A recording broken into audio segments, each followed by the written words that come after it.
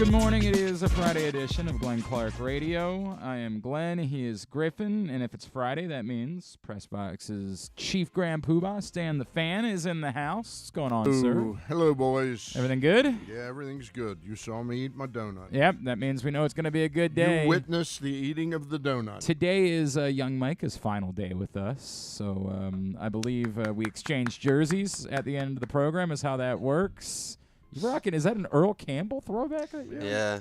Look at that. Well, it's a Christmas sweater version of an Earl Campbell. That's like the days of the Houston Oilers. Love you blue. yeah, I'm a big Oilers fan. You from- old school from Oilers my guy. days back then. I don't think the Oilers existed in your life. I'm pretty sure they were gone, daddy gone. I think the Texans should change their name. I mean, Back to I the I Oilers. assume the problem is that the Titans own the rights to all of that, but That's hard to It's- imagine they'd. They'd You look say that really, is- they'd look really bad. You know. I believe all of the Oilers' history, all of the records, all of the retired players, I believe all of it exists in Nashville, which goes back to the. Yeah, their The- history isn't that great, though. That's fair. Yeah. But this also goes to the insane debate that we've had over the years with the Irsay family about the history of the Colts. And anyway. Micah, we will. Did you prepare your musical number for the end of the show today? I know you've been working on that all semester. We said that today would be talent show day. Yeah, I think I've got it nailed down. All right, good. Finally, All right, we'll get to that at the end of the show. Coming up on the program today, we will preview Browns-Ravens. JeRod Cherry from the Browns Radio Network, PressBox Ravens beat writer Bo Smolka will check in with us. We will meet new Towson football coach Pete Shinnick, who is a Baltimore native, has quite a connection to this area. What is the connection with JeRod Cherry and Cleveland? Wife's family? I believe that's the story, is that okay. his wife at least went there for a job or something. Something involving his wife brought him to Cleveland from his career with the Patriots. Okay. And he stuck around and ended up doing radio. And maybe not all that dissimilar to Vinny Serrato, who I'm sure a lot of people drive through Baltimore and they're like, why in the world is Vinny this guy with Serrato no and connection to Baltimore whatsoever doing radio in Baltimore? Right. JeRod Cherry has no real connection to Cleveland. Oh, but so JeRod Cherry's wife is a doctor? a surgeon, exactly surgeon. right. Nailed it. That's the exact reason. It's exactly the same. We'll do that. We'll preview the game. Pete Shinnick will join us. We got segment number 3 of the Tyus Bowser Show with Devin Duvernay, all on tap on the program today. How's the calendar selling so far? They don't give me updates, Stan. I don't get daily ridiculous. updates It's on ridiculous. It is available, of course, at boysofhamden.com. Griffin, you want to show everybody one more time the lovely Boys of Hamden calendar there behind And it you? benefits the Hamden. That's correct. Family Center. Hamden Family Center is who it goes to benefit. You do not get to see we the show picture. some certain months? No, No. we should not. You do not get to see the picture of Stan and I unless you purchase the calendar. Very simple. Nobody gets a taste. Yeah, I am in there. Move over one. No, that's not me. Nope. Yeah, there I am. That's me there on the calendar. But you do not get to see the picture of Stan and I. We don't give away the goods for free. You got to pay. It's a charity thing. Order your calendar, boysofhamden.com, in order to see the goods inside. Stan the Fan and I are the September cover models. Our for friends over at K&S Associates, who I've known Amir, the owner, a long, long time, since like 1990 probably. Wow. 32 That definitely years, predates Micah and Griffin. Yeah. That definitely is longer than they've been alive, for sure. Yeah. No, they do a wonderful job coordinating it every year, and we are happy to be a part of it. Especially our friend David. Yes, Dave Scher, of course. No question about it. We thought he might be What's able to his stop last by. name? Dave Scher. Scher, right. Yeah. Thought he might be able to stop by the studio this morning, but that might not work out as unfortunately Dave's mother passed away recently, so we're thinking about Dave. I'm and sorry to hear that. I did not know that. Yeah, we're thinking about Dave and his family, but we appreciate him including us in this year's Boys of Hamden calendar. All right, Stan. Did you get your check yet? No, it's weird. I did not get my check. I Yeah. think it might be one of those things that after all the sales, maybe that's when we get our cut of the. I don't know how that works. I was curious if you had gotten yours because I got mine. Oh, you got yours? Yeah. Oh, that's strange. That's really weird how that works. And you didn't even show up for the cover shoot. This is was really not- strange. I think Dave felt guilty because I was not informed of the cover. Is there? Oh boy. You know what? Maybe we By should. either Dave or Glenn Clark. Now wait a second. I can't go through and see who all is on this text. There's 100 people on this text Right. thread. I'm not going through and checking every single one of them. Okay. That is not happening. Okay. I'm just saying. This is not on me. I'm not in charge of anything. I'm not in charge anymore. That's the way it works. Today, however, what we can talk about is it's finally here. Liftoff has arrived in Baltimore. We doubted it. We didn't know. We said, does this qualify? We redefined. But today, or yesterday technically, is the day that liftoff has arrived. The Orioles went out and got themselves an all-star from 2021. Adam Frazier, baby. Everything's changing. Everything. It's a whole new ball of wax here in Baltimore. Now that they've gone out and they got, ladies and gentlemen, we got him. They got their guy. We got him. All of the other stuff aside, give me your thumbnail on Adam Frazier, and then we'll talk about the big picture. A small positive acquisition. Again, talked about the fact that this club gets on base at a 305 clip as a team. Okay, that includes everybody from Tyler Nevin to Anthony Santander to Adley Rutschman. The good, the bad, and the ugly figured out the 305. There are quite a few seasons that Mr.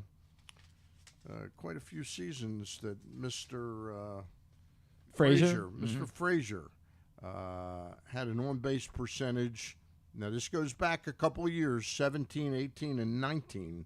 His best season in the majors was 21 with the Pirates and San Diego. Yep. But his on-base percentages in 2017, 18, and 19 were 344, 342, 336. His batting average in those three seasons, 276, 277, 278. Okay? I mentioned when they picked up Jake Cave, who was no longer a part of the Oriole family, that again, you don't. I haven't gotten over it. I'm still mad. I know I'm that. still mad. I know that. But you don't get from 305 to 320 as a team by just acquiring Barry Bonds, and having a guy that Is he available? Let me tell you something. He could still. I have no doubt. Still help this team. Still be able. If they could find a hat to fit him. That's true. Well, they get that guy from Washington that gave Brian Robinson his hat a couple weeks ago. They find that guy. But it's a small addition, and I'll tell you the most interesting thing about him is his versatility.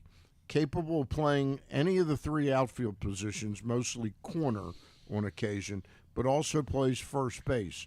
So they're not going to watch Ryan Mountcastle swing and miss every time he's facing a Garrett Cole or somebody right-handed and good. This guy might play as many as 15, 25 games at first base unless they trade Urias, But to me, I can see that lineup on certain days because Urias didn't seem to have a huge drop-off from right to left-handed batters. We could check that. But if Urias is on this team, you could see days where Urias is at second, Frazier's at first, or if Mountcastle's hitting well, there might be a day where Austin Hayes takes a day off, against a tough right-handed pitcher, and Adam Frazier plays left field. So, but is your assumption that he's the primary second baseman to start the season? I would say that he's the primary second baseman. I think he'll probably play 115 games at second base, maybe to 125. There's not really an argument against necessarily. It's the other stuff that we're talking about. What your expectations were. Yeah, I mean this is not. But this is a big improvement.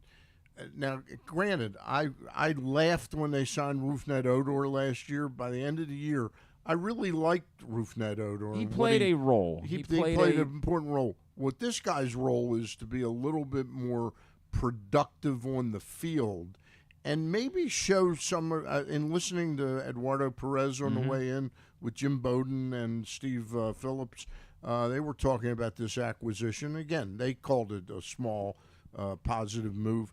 But this is a guy who his best feature, Glenn, aside from what I mentioned with his versatility, is his at-bats are tough. In other words, he doesn't strike out. I think his best feature is his jawline. It's striking. It's just striking. That's true. But he does not strike out much. This is a guy who puts the ball in play, and that's something a young team like the Austin Hayeses and the Ryan Mountcastles, they could do well to watch a guy like this perform a little bit. So, two thoughts. First off, today's show is brought to you by the Baltimore County Police Department. Now they have extended through next Friday. You still have time to get your non-perishable food items, your unwrapped toys, to any of the area Baltimore County Police Department precincts. You can drop them off there, as well as at Glory Days Grill here across the street in Towson. If I brought some stuff in, would you be able to take it over for me? Would happily do that for you, Stan. There might be like, okay. a warrant or something. Oh, I didn't even think about that. Wow, is that still that the statute of limitations hasn't come up on that? No. Okay, but hang on a second. That donkey said you were fine. I'm sorry. Anyway, the moral of the story is we want you to help support them. Also, if you've been thinking about a career change, they have very competitive salaries, and they are hiring in the Baltimore County Police Department right now. Salaries over $60,000 for officers, over $60,000. Yeah, it might be time for us. I might have to stop over there. I already passed the test. I'm in. Over $30,000 for a cadet. So if you know someone out of high school that maybe has not found their footing just yet in their life, encourage them. Mike is doing well. Mike is about to graduate from Stevenson. He's doing fine. Although it still would be a good. You think he's going to start at $60,000 a year? I think, unfortunately, you start as a cadet, so he'd be starting more at like over $30,000 a year, and then he would build up to being an officer and making over $60,000 a year. Whereas here, of course, you have the opportunity to make hundreds of dollars a year. Yeah. Really is all the opportunities in front of you at PressBox. Are we doing that? Are we having the goofy problem? There we go. There's Mike. I was gonna say that's like $30,000 more than I'm making. That's right correct. now, That's so. exactly what the number is. Plus signing bonus of $10,000. Ooh. Whereas we gave Mike a signing bonus of $1 million. Do you get a signing bonus? You do. You do. So get a what signing would bonus. stop us from going over there? Like kind of like and then deciding signing a up weekend for a new betting. Exactly right. opportunity. Then one weekend we're like, this just isn't for me. That shit. I'm guessing there's some fine print there, Yeah. Stan, if I had to guess. Join BaltimoreCountyPD.com is the website to find out more. I hear though that they allow you, and I know I'm interrupting. You're your good. Commercial, You're good. But, You're good. But I understand they allow you to take the $10,000 and bet. And you can bet on it, any of right? the bet points, or, and a lot of these places will match your first deposit, so exactly. you got that going for you. Stan, to go back to this thought, there's two things here. The first being, did you finish your commercial? I did. We're good on Okay. the Baltimore County. We love them. Thank you. Yes. Thank you to them. Love them. The thought that I got from a few people, I know our own Paul Valley, who you'll be on with tomorrow morning, is one of them. The argument being, at this point, instead of Frazier, why wouldn't you just give that opportunity to Jordan Westberg? Why wouldn't you just give that opportunity to Westberg and then maybe Connor Norby as the season goes on? How much better are you with Frazier instead of just continuing to bring up your own prospects? It's a very fair question, and I think I talked to Luke about this yesterday. I mean, he just interjected. He goes, this is a great insurance policy. Look, if Jordan Westberg comes up in spring training and just rips the cover off the ball, lights the world on fire, they'll find a way to make Frazier worthwhile, in other capacities, So I don't think he's blocking the player. I think he's insurance that, maybe Westberg ends up playing some shortstop. You don't know, Okay, where Gunnar plays third, and then Gunnar was going to play third. Right. It's Mateo. Right, that would be kind of lost in the Mateo's shuffle hitting, here, maybe Westberg And that's- takes over a little bit of that. To me, that's the point. The number here doesn't mean that Adam Frazier has to play every day. Like, this is not a thing where if other guys are all performing, Right. they can all play. Yep. This is not an I mean, unwieldy. you've got DH at bats. Correct. Who would you much rather have DH? Anthony Bemboom or I don't know. Adam Frazier? Boy, that's a good one, man. And the other His name isn't Ben Boom, so Yeah. like, the other possibility is maybe they know that that Urias has a real value out on the market, that if they package, Austin Voth and him together, and maybe there's a deal to be had for that pitcher instead of spending $12 or $14 million. So let's go for to pitcher. the other side of it. Obviously, is Yeah. the disappointment that the fan base is feeling because Carlos Rodon is now officially off the market. The Orioles were in on him. It's very clear. We were told 100 times that they were. I mean, every reporter in baseball kept pointing out the Orioles were in on I Carlos love how Rodon. Scott Burris was propping up the Orioles are talking to me all the time. But he used a bird pun to describe them. They're flying, winged up, feathered up, something like that. Yeah. God. They called every day and said, "Is that price dropped down?" So Rodon's off the market. We're down to basically Michael Wacha or Johnny Cueto. But we haven't heard them connected to Cueto in any way. We haven't heard them. We've heard Wacha's name. Wacha's the only one that they've been connected to by a couple of different reporters now. If the offseason ends up being Wacha, Gibson, and Frazier. It's a positive. It's not great. But look, let's be honest. The real positivity with the Baltimore Orioles is going to be Adley Rutschman, a full year behind the plate, improving a little bit what he does batting right-handed, and Gunnar Henderson establishing himself as a near-level star in year one. Santander and Mullins doing what they did, 320 on base percentages. But the real thing that they need to happen is Mountcastle really come in and grab this job once and for all and shake it and own it. That's where the potential is right now offensively for this team, is Mountcastle and Hayes improving a great deal. I think it's important that it would still involve Wacha. I think Wacha does become critical because it's still in that moment. Oh, there's no question I want Wacha. Right now, I would still say at this point, you just shuffle the deck chairs, right? Like to say that they're incrementally better, that Gibson could be better than Lyles, that Frazier could be better than Odor. You need that second veteran starter. But they're still, for the most part, shuffling the deck chairs and bringing back the same team. To argue for improvement. It was nice of you not to say shuffling the deck chairs on the Titanic. Correct. Well, I'm not interested in. Oh God, I hope not. I pray that's not the case. I think that Wacha would be. You could argue would be an actual. Again, not significant improvement, but potentially significant improvement. I think it's fair to say he could potentially be a significant. Potentially, he's better than Matt Harvey at this point. There is no doubt about that. So that to me is still significant in how I look at this. I get it. There will be people that will still say there was a really interesting piece written at Baseball Prospectus this week, and I apologize, I can't remember who wrote it off the top of my head. But compared and said the Orioles should have been doing what the Padres did. They should have been recognizing you don't know to wait this out, and it might have been Mark Normandin who wrote it, to wait this out and say when we'll sign players, we'll spend the money when we know the team is ready. Mm-hmm.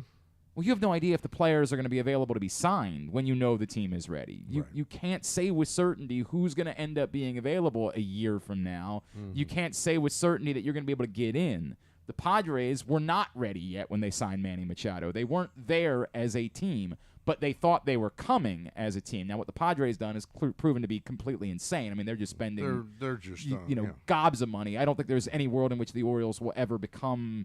I mean, the Padres have become the Dodgers. I don't think the Orioles are ever going to do that. Right. But the idea of spending ahead of time, of saying, hey, we're not there yet, but we're going to do it anyway because we have the opportunity to, because it's a robust free agent market, and we think we should be able to get one of these players that helps us significantly for years to come. On paper, I can't argue with that. The practicality side of it, the not knowing how much the lawsuit is impacting whether the Orioles can spend money. These things are all, unfortunately, a little bit too real for me to be able to condemn the Orioles for not doing it. It was Mark Normandin. That's what Mark Normandin wrote this piece for Baseball Prospectus. Yeah. But I get it. This is what happens when you use a word like liftoff. You allow a fan base to then judge your actions by that word instead of whether or not it's a reasonable. He said, if you remember the conversation where he said he said from here on in it's liftoff. It's liftoff from here. But then he said, well, we're not going from 0 to 60. Right. I never believed that the Orioles were in on some kind of mysterious chase of Aaron Judge or Jacob deGrom or Carlos Rodon or Verlander. Mm-hmm. But I think the fact that they did not tender bids on any of these other pitchers that Bassett we know about, and, Bassett and Mania and Syndergaard. Yep. You know, now apparently Syndergaard has said that he was offered more money and for a longer term he wanted to pitch for the Dodgers. Okay. So, But you know, again, it's funny what liftoff means to different people. To me, I would have loved to have seen them sign, as I mentioned a couple times a couple weeks ago. Ryan Yarborough got $3 million plus $1 million bonus from, you know, incentives from Kansas City. I'll take him. right. I would have taken him in a heartbeat over Joey Crable or, you know, Nick Vespi. I don't think or something like that. It's almost a weird thing that we're kind of not talking about the bullpen. That we by the end of the season, I don't like the fact that there's, and I'll tell you why, Glenn, because I think whomever doesn't make it out of spring training as a starter, is it Wells, Voth, one of them's going to factor into the particularly bullpen. if they end up signing one more starter. Yeah, If they do end if up they sign signing a another Michael starter. Wacha, then and also us not knowing exactly when Grayson Rodriguez is going to be ready. Well, Luke, our editor, smart baseball guy, says that that's really the key why they need more options, not less options, because Rodriguez's presence in the rotation at the beginning of the year shouldn't rule you out from another pitcher, because you don't want Grayson Rodriguez to be bordering on 140 or 150 innings pitched. He threw 75, 80 innings last year. Yep. You want him at 120, 125, because remember, at the end of the year, if all things work out, Yes, you're if in the they're playoffs, in the mix. Yep, and you want don't want to him be shutting pitch. them down. Yeah. Exactly right. Don't want to be shutting down Grayson Rodriguez, a la He Steven will be, Strasburg once upon a if time. the club is good during the year, he will most likely, Grayson Rodriguez, be shut down at some point in the season. You know, or they'll skip. There'll his be an turn. IL stint, something. you know, for a knee thing, you know. Something like that. I get that. Yeah. I get that. Hey, the all-new Ginsu Kamado Grill, you can save $100 when you use the code TAILGATE at ginsugrills.com. It is the perfect ceramic home grill or tailgate for grilling, searing, baking, smoking, any kind of food. ginsugrills.com. Use that code TAILGATE. Save $100. I got to say something about the Ginsu Grill. Yes. It is the star of our picture. That is true. In the Boys of Hamden calendar, very much, Yeah. very significant. Oh, you know what? Actually, that wasn't the picture they used. That's right. Yeah, that's they used a right, different picture. But still, it would have been the It star. would have been. It was the star of the day. Wait until you see the outtakes. Wait until you see the outtakes calendar is worth a lot more. That's going to be the collector's item. Ravens-Browns coming up tomorrow in Cleveland. Joining us now, this man obviously is Super Bowl champion. Now he is part of the Browns radio broadcast team. He is a longtime friend of ours. He's Mr. JeRod Cherry, and he's with us now here on GCR. JeRod, it's Glenn and Stan the Fan Charles in Baltimore. It's great to chat with you, man. Merry Christmas. Thank you for taking the time for us. Yeah, no problem, man. Pleasure to be with you guys. So, you know, it's a weird conversation, right? Because I know that the Deshaun Watson conversation I can only imagine what it's like doing radio in Cleveland this year, because it's far bigger and far more encompassing. But from a sheer football perspective, what have you seen in Deshaun Watson? Is there a danger that before this season is over, Deshaun Watson on the football field could wake up tomorrow morning and be Deshaun Watson again when he faces the Baltimore Ravens? Oh, there's a big possibility of that because what I saw from the jump he made from the Houston game to what he did against the Bengals as far as getting more comfortable and the nuances of being a quarterback, the leadership in the huddle, your body language, how you motivate guys and encourage guys. You start seeing that. And then to the bread and butter of it all, footwork was much better. Wasn't throwing balls in the dirt. Made some really great off-schedule plays as well. So the promise is certainly there. You saw it. The question now is he now at that place of conditioning, physically, mentally, and emotionally? And I think he's getting there. So there's a possibility with that. But the one thing that you got going for yourselves as Ravens fans and supporters and discussers is that your defense is one of the best in the National Football League. And the acquisition of Smith has been nothing but great for you guys. So we are having major issues on our offensive line right now. And we got a few guys banged up. So really, as you know, at the quarterback position, you need guys around you to support you.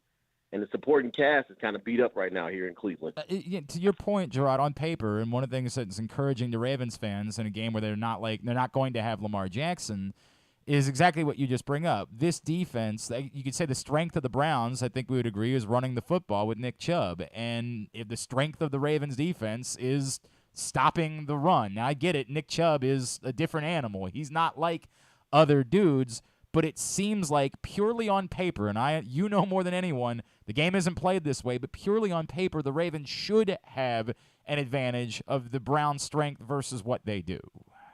Oh, certainly. Certainly. The Browns right now, and to his credit, Yalta Froholt is his name. He is our fourth-string center, and he's done an admirable job considering he's our fourth-string center. So right there, and then Wyatt Teller, our all-pro guard, he's been dealing with injury. He's trying to come back from that, and our tackles have been off and on. One, Conklin has been dealing with recovering from an injury from last season. So our offensive line, which is normally our strength, which I would normally put up against anyone, of late, Nick Chubb went from averaging 5.6 yards a carry to now it's in the 2s and the 3s. So, yeah, you really should, from a Ravens standpoint, be encouraged that strength versus strength, yours is much stronger right now. JeRod, question about the Ravens defense from your perspective.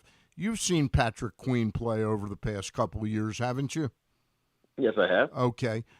Is it just that the clock went off and it was his time to start to be good, or can a player coming in like Roquan Smith really help him that much to where he is now playing? Not only do you get Roquan Smith playing at a high level, you have Patrick Queen raising his game. Was it just timing, or could Roquan's presence be what helped him? I'm going to give more of it to Roquan's presence because, and to credit Patrick, he was doing some really good things prior to Smith getting there. You saw the promise. You saw the potential of it being something that, hey, if it all comes together, this guy could be something special. But you correct me if I'm wrong. Since Smith has been there, has he not been playing lights out? Otherworldly. He's been playing like an all-pro. Yeah. Yeah, has he not been making more plays? So that callus has to be attributed, in my mind, to Smith. And what happens is when you vibe with someone and you have that position where it's like, okay, one, you're both competitive, you want to get the job done, and on top of that, you're learning from a veteran, a guy who's played at a high level. On top of that, so you're observing him, and you're saying, you know what, I'm going to borrow that, I'm going to take that, and I'm going to learn from that, and all that wounds up making you a much better player if you embrace it the right way, and that's exactly what he's doing. I hate the fact I'm getting excited about describing it because it's going to play against my team, but that's exactly what's taking place. JeRod's he's auditioning to be the Ravens color analyst. Yeah, if Rod moves on, it'll be time for JeRod to take the job. He is JeRod Cherry. He's with us here on Glenn Clark Radio. JeRod, to your point, I mean, our expectations were high for Roquan Smith here in Baltimore. Like, it was Roquan. Somehow he's surpassed He's that. exceeded it. I mean, like, this has been a revelation, this dude showing up in Baltimore. He is... You know, there are people in town that are willing to invoke comparisons to Ray Lewis. I'm not ready to go there yet, but I get it. He's been that good. Yeah, he has been that good, and I get why people want to make that comparison. And the reason why you make that comparison because what is he doing? He's causing everyone around him on the defense to play at a higher level. Isn't that not what Ray did? He's bringing on that leadership, that component. And really, it's kind of interesting because you know how most teams miss that quarterback, the Dolphins, who are going to be that guy to find to replace Marino. You have here in Cleveland, what I figure is going to be Watson, but Bernie Kosar never really replaced him. And really, when you think about the situation with the Ravens on the defensive side, you never really found a guy to replace Ray. And so much of what he meant to the football team and its identity and Ravens football and the culture, because that culture hasn't changed. And that's one of the reasons why you guys still win games 13-6 or 10-3 and crazy things like that, because you're a tough-minded football team. And when you have that guy right there smack in the middle who's playing that middle linebacker position, who has those nose tackles protecting him and allowing him to fly around and make plays sideline to sideline and then aggressive with it, that's the identity of the Ravens. It's Flacco kind of changed it, and Lamar, it definitely plays a part in it, but I think ultimately you're like the Steelers at your best when your defense is centric and you have your best playmakers on that side of the ball. So, JeRod Cherry, all this being said, what is the blueprint, right? Like, these teams played early this season. It ended up being very competitive. It was a 3-point game. Now Deshaun Watson is on the field. What is the blueprint for the Browns to be able to kind of derail the Ravens' hopes of winning the AFC North tomorrow? Well, what I've said, and it hasn't changed, because when I was playing for the Patriots, love the matchups against the Ravens. And the reason why you love the matchups against the Ravens is because if you're all about the idea that you want to play against the best and tough, physical-minded football teams who are not going to back away, who are going to step up to the challenge, that was the Ravens. It was then, and it's still the case now.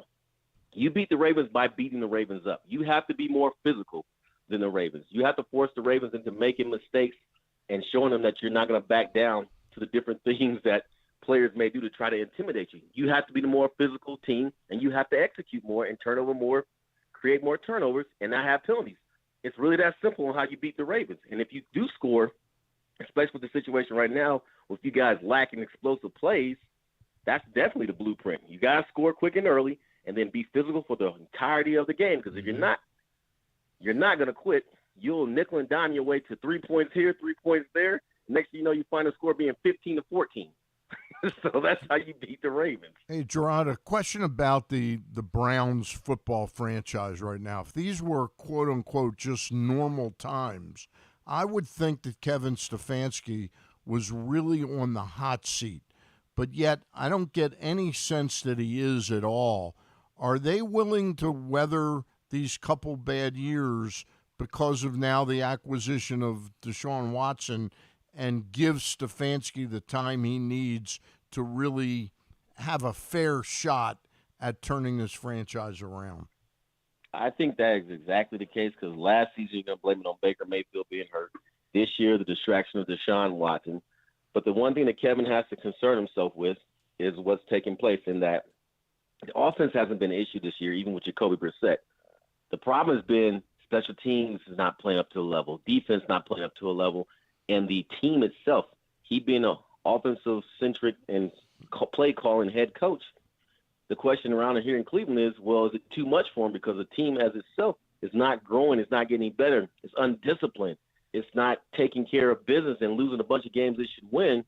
Is it a coaching issue? So I say right now I feel he's safe, but say if they were to lose these next 4 games in blowout scenarios against teams that you should technically win, not saying against you guys, but like the Saints, you should probably win that matchup. Mm-hmm. And then the Steelers, you should probably win that matchup. But if you find yourself losing those games and you get blown out in the process, then who knows what's going to be the case. All right, before I let you go, JeRod, the one thing that jumps out to me, the Ravens got J.K. Dobbins back last week, and they were dominant on the ground again. The Browns bottom 10. They also got back Ronnie Stanley. Certainly helps, Yeah. There's no doubt. The Browns bottom 10 in the league, allowing 4.8 yards per carry. Should the Ravens be able to find more success on the ground against Cleveland tomorrow? Yes, because you're dealing with a situation where you're down to guys we just recently brought off the street are now starting their linebacker for us. And some guys that were backups are now getting an opportunity to play. So it's been an issue all year long, run fits and things of that nature. So why would you not? I've been saying it's really going to be a simple game plan if you're the Ravens. You're gonna do the RPOs, but throw the pass part out. Just call it RO, run option. You have to test it and see what this team is. Do you want to play this physical brand of football? And it's going to be extremely cold. On top of that, and tough guy wins. So I expect it to be one in which you do run the football. How could you not when you consider what we've been giving up in the running game of late? And I think I saw wind gusts up to like 18 miles an hour tomorrow as well in Cleveland. So it seems like it all sets up for a dominant. I'm betting the under tomorrow between the Browns and the smart move. Is that broadcast booth, JeRod? Is it covered? I mean, enclosed? Well, I'll be on the sideline. Oh, you'll be on the sideline. so- Okay. So I'll be out. Believe me, I went to the store today and I pretty much bought anything that was winter related. I almost bought heated socks. At JRCherry3 is how you follow him on Twitter. JeRod Cherry, always appreciate you, man. Merry Christmas to you, your family. Stay warm tomorrow, and thank you as always taking the time for us. All right, guys, take care. Thanks. JeRod Cherry, the Super Bowl champion, checking in with us here on GCR ahead of Ravens-Browns tomorrow. Yeah, wind gusts consistently in the teens tomorrow, so I just have a funny feeling that the Ravens are going to try to run, and of course, no Lamar Jackson. They're going to try to run the ball and run the ball and run the ball and run the ball some more. So I'm going to bet the under tomorrow. Not going to be cold in my living room. Correct. Much better there. Yes, much nicer there. Although, oddly, I got to watch the games now over at 105.7, and for some reason it always feels like the studio is cold. I guess maybe they're worried about, like, somebody. I wonder if somebody fell asleep once on the air, and that's the reason why they keep the studio. Remember, that was David Letterman's deal. I went to see Letterman's show a couple of times, and it was freezing. I went one time. I believe the guests were Lance Armstrong and Sheryl Crow, if I remember correctly. Very good. Was that when she was dating Josh Charles? I don't remember that. Yeah. I don't remember her dating Josh. Yeah, she. Well, Why do I they not went remember out for that? they went out for a little while. Okay, all right. I believe it was when they were dating, Sheryl Crow and Lance Armstrong. Oh, okay. Yeah, I believe that was the. Oh, that's the reason right. why They did date. Yeah, that's interesting. I compared that experience of being in Letterman's studio, the old at Sullivan Theater, to being at Candlestick Park in a night game in June or July. Yeah. Absolutely freezing. I think it was colder in Letterman's studio because you really weren't prepared for it. Not at all. Yeah. If I remember correctly, my buddy and I went in August to a taping. Probably and so were wearing shorts and t-shirts, T-shirts, right? And miserable, and that's what it feels like over at 105.7. All right. By the way, I'll of course Did you hear that, Chuck? Yeah, right. Did you hear that, young guy? Take care of take care of the talent. Take care of the talent.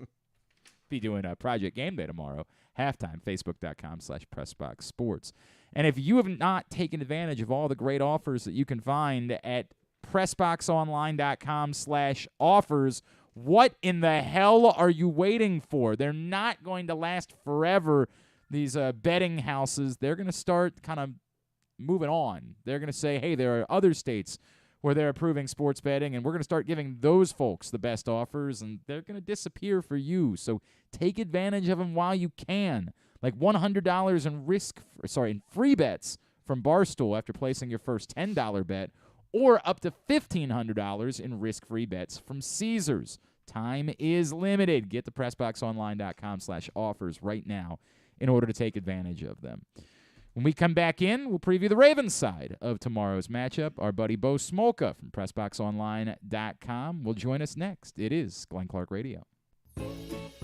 Looking for a simple holiday meal? Try Chick-fil-A Catering. From Chick-fil-A nuggets to mac and cheese, enjoy a variety of tray options sized perfectly for your get-together. Order through the Chick-fil-A app and bring smiles to your family gathering. Availability and order requirements vary. See restaurant for details.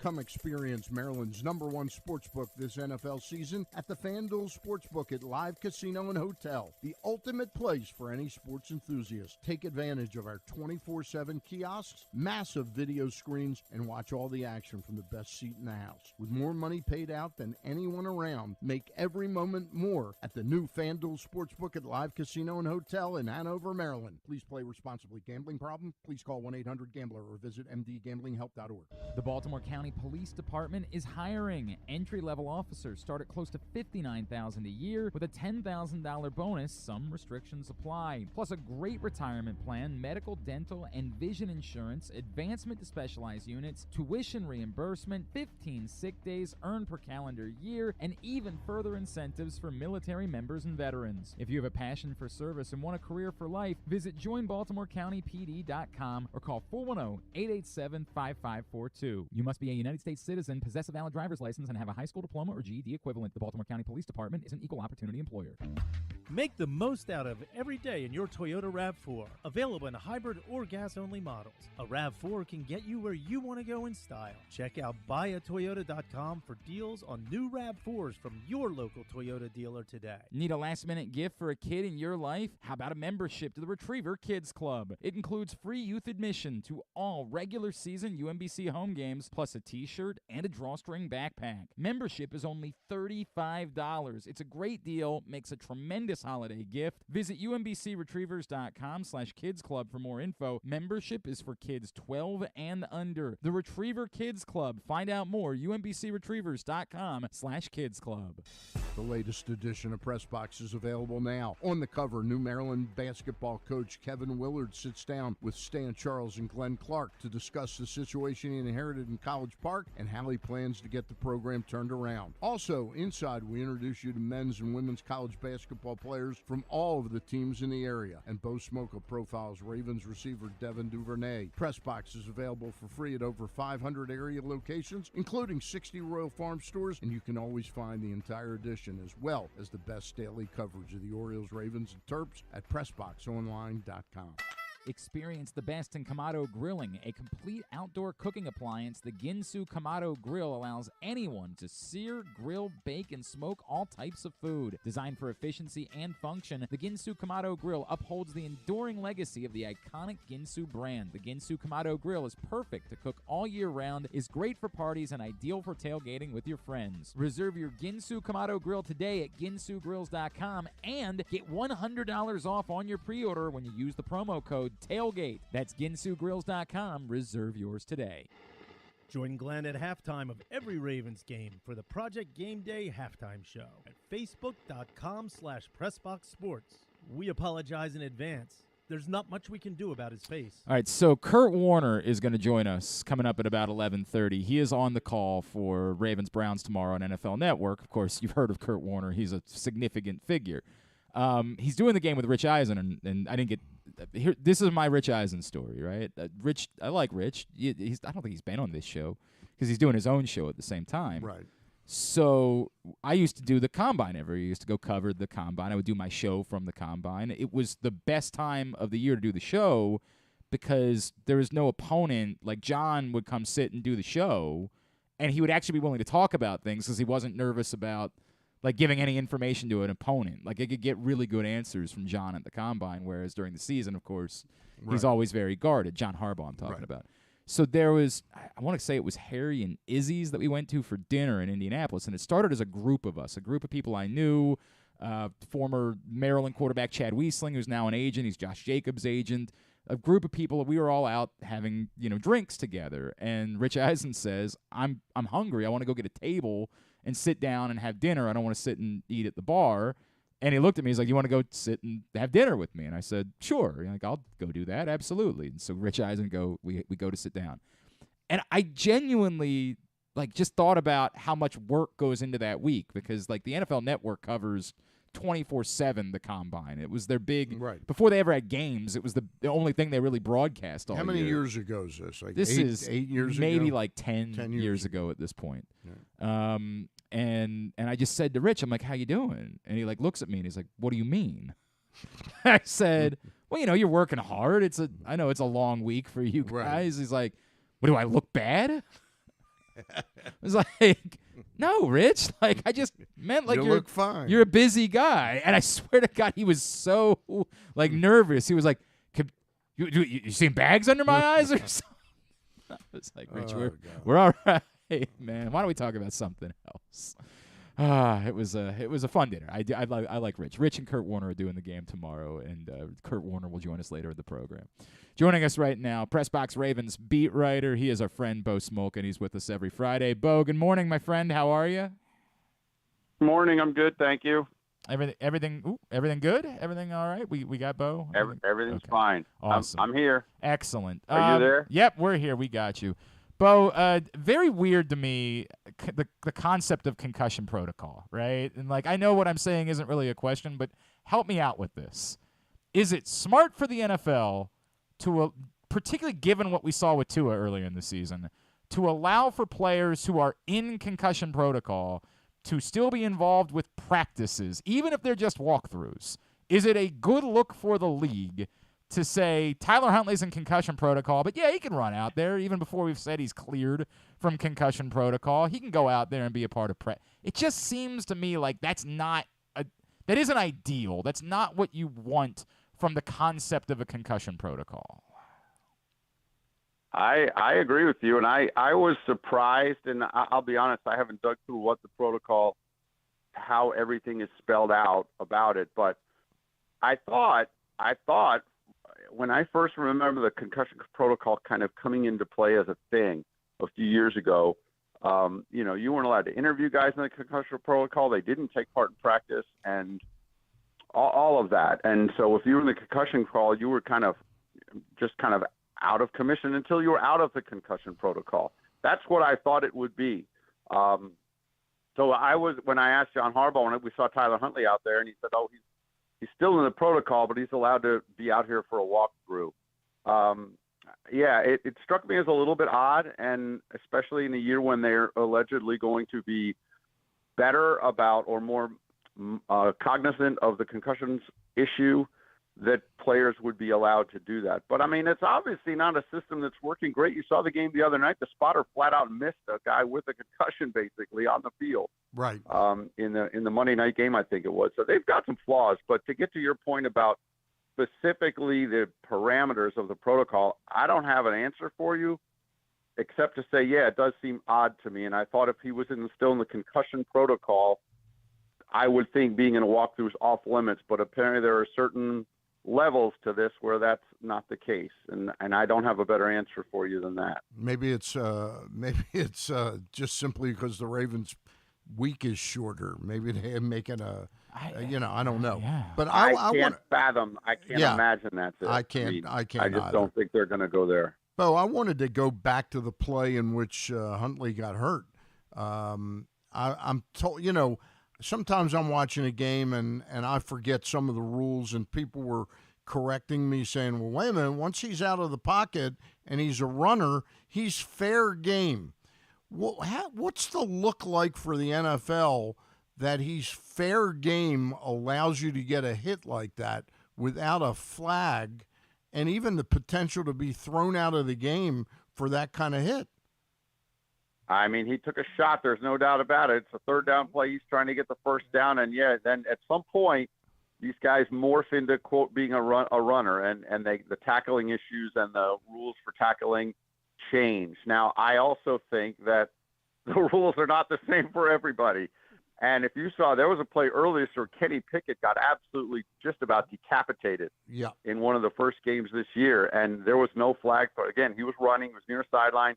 He got hammered, and there was no penalty called, and probably should have been, and there's no question that probably 80% of the quarterbacks in the league, maybe 90, would have gotten a flag there. And Kenny Pickett's the poor rookie, and he doesn't get it. I think Tyler Huntley doesn't get a call there because he's Tyler Huntley. I mean, I'm being somewhat facetious, Bo, but it seems like when a guy goes into a concussion protocol, they almost should be allowed to go back and insert a penalty flag. It's just ridiculous. He didn't concuss himself. No, he didn't. Yeah. But I mean, it's a fair point. Yeah. But I mean, guys are going to get hit. It's a violent sport, and I feel for the defenders whose job is to try to tackle people. Now you're told you have to tackle people a certain way and not another way. Yeah. And we've seen some roughing the passer penalties called that are just terrible this year. And now the defender's like, well, what am I supposed to do? Yeah. But on that play, you're right. I mean, it was a shot, and I think it was probably borderline. But here again, though, the bigger issue is Huntley's trying to scramble for a first down, and he's being an aggressive runner. And it's knowing that he's already the second quarterback, and the first one's not available. And I think that's the thing Greg Roman was asked about this week, I believe it was, and he basically said, yeah, we've got to be mindful of how we run our quarterbacks, given that we're already down one. Yeah, no doubt. And so, but again, he's Huntley in the moment. He's competing for a first down. He knows what the chains are. He's trying to get there.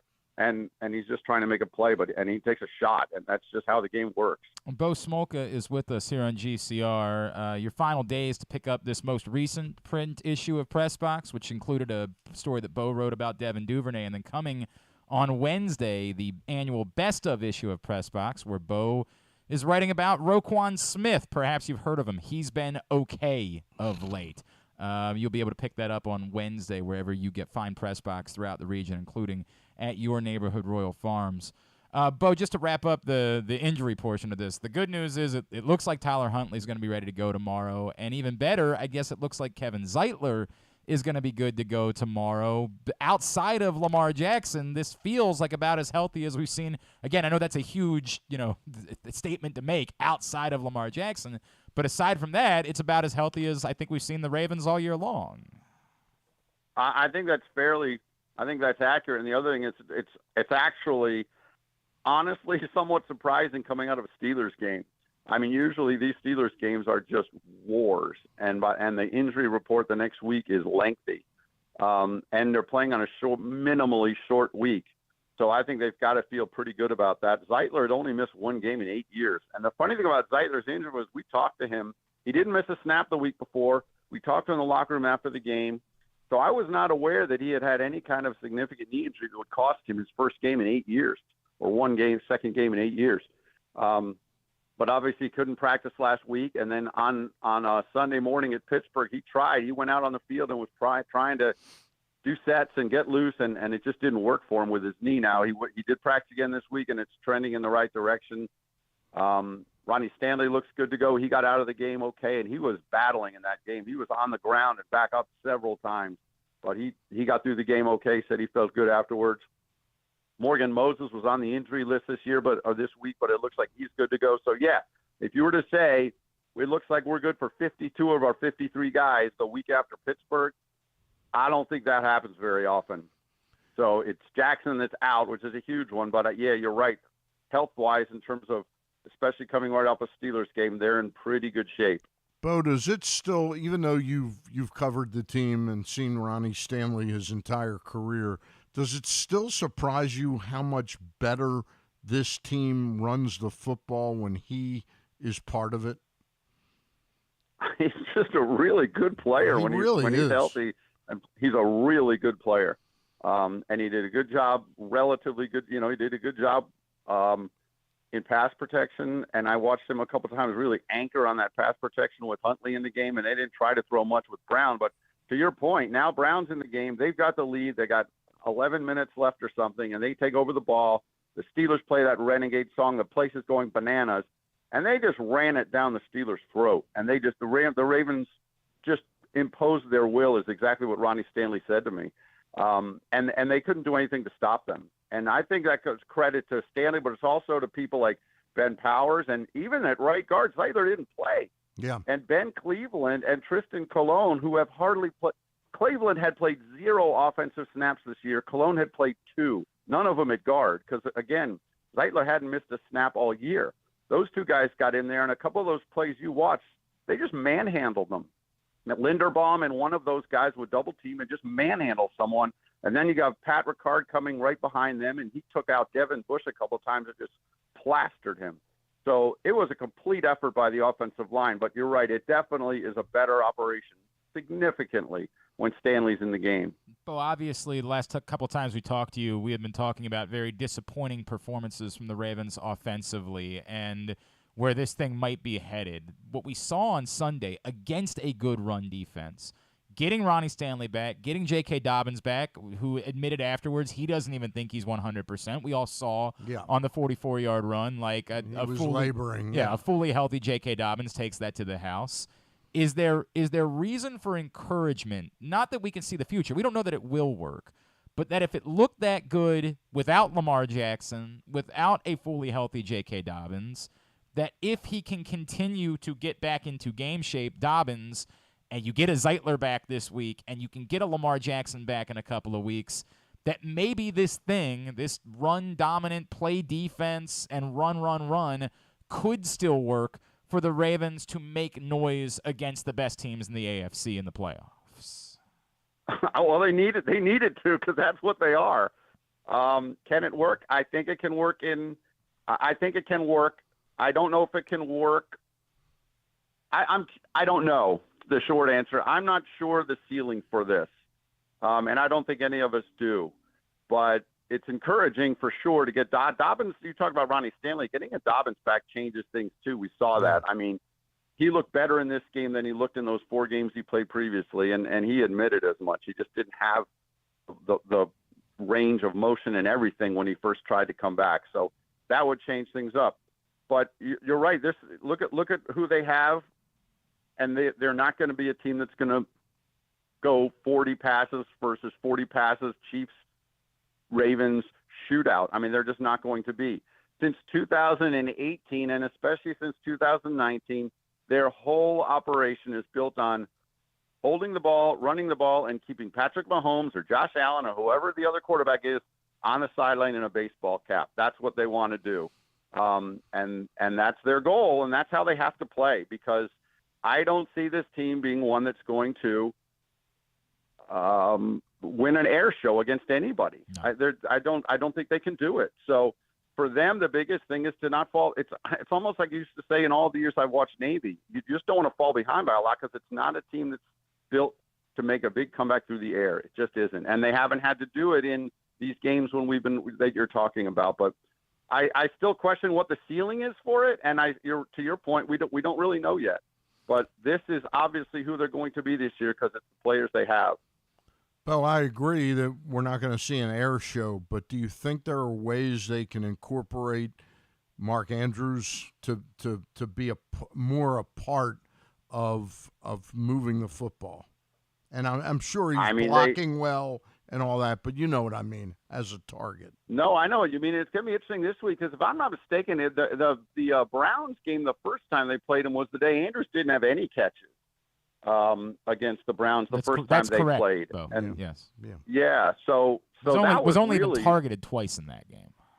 Well, yeah, and they only threw 16 passes the whole game, so that was one where they just didn't throw the ball. But again, this is who they're probably going to be. They're not going to try to throw the ball a lot with Huntley, or if he were to come in, Anthony Brown, till at least Jackson comes back. But yeah, now if I'm the opponent, I'm all over Mark Andrews, because I mean, there's no other.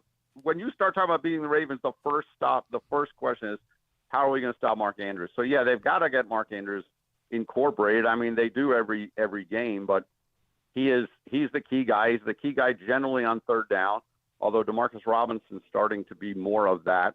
But yeah, everything runs through Mark Andrews in this passing game by far, especially with Bateman out. There's no doubt. There is no question about that. And obviously teams are doing everything they can to try to take him away. All right, Bo, before I let you go, I wrote about it earlier in the week. I know you're writing about Roquan in the print issue. I don't know what else there is to say at this point. Like, the Ravens have found something that to me is the most impact defender they've had since prime Terrell Suggs. I mean, like, I'm running out of ways to describe it.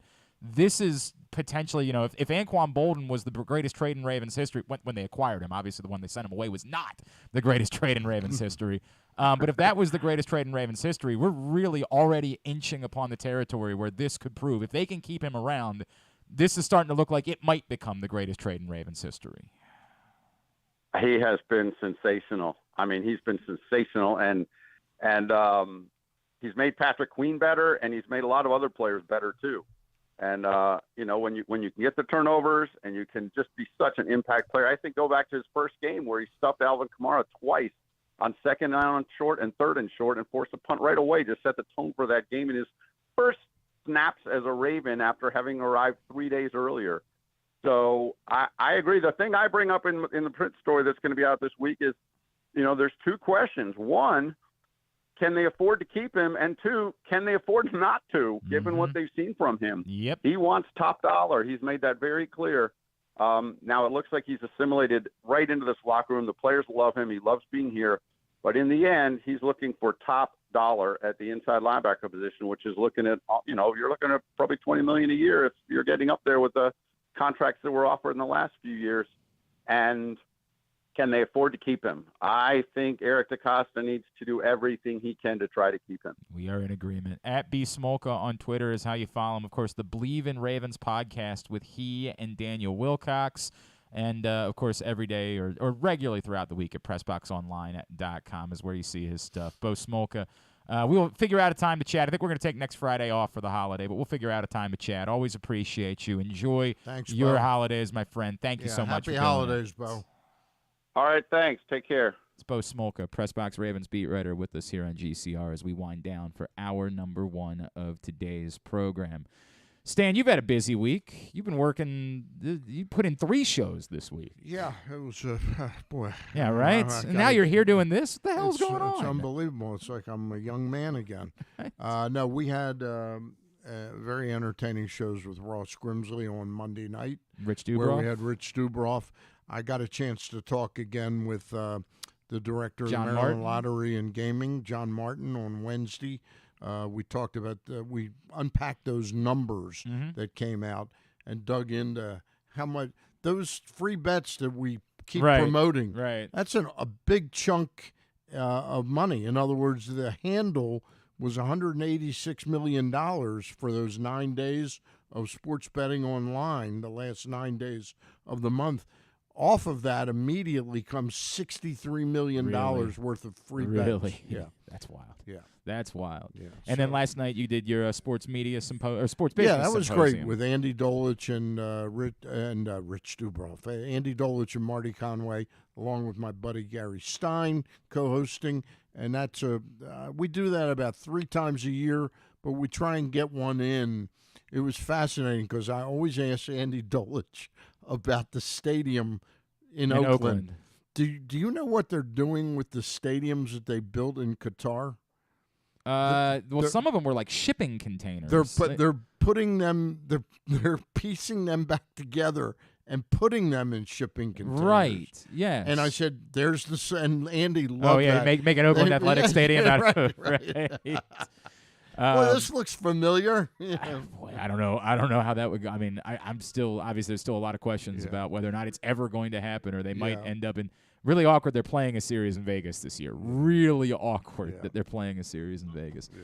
Find it right now, youtube.com/PressBoxOnline, PressBoxOnline.com/video, or Facebook.com/PressBoxSports. Click on the videos tab. And thank you to all of you. We have filled up what we needed in order to cover our goal for our Bowl Pick'em contest, our 50-50 Bowl Pick'em.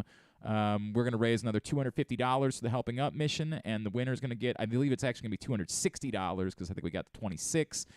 Unless somebody wants to get in the next hour before the bowls start, if you'd like to, you can still do that.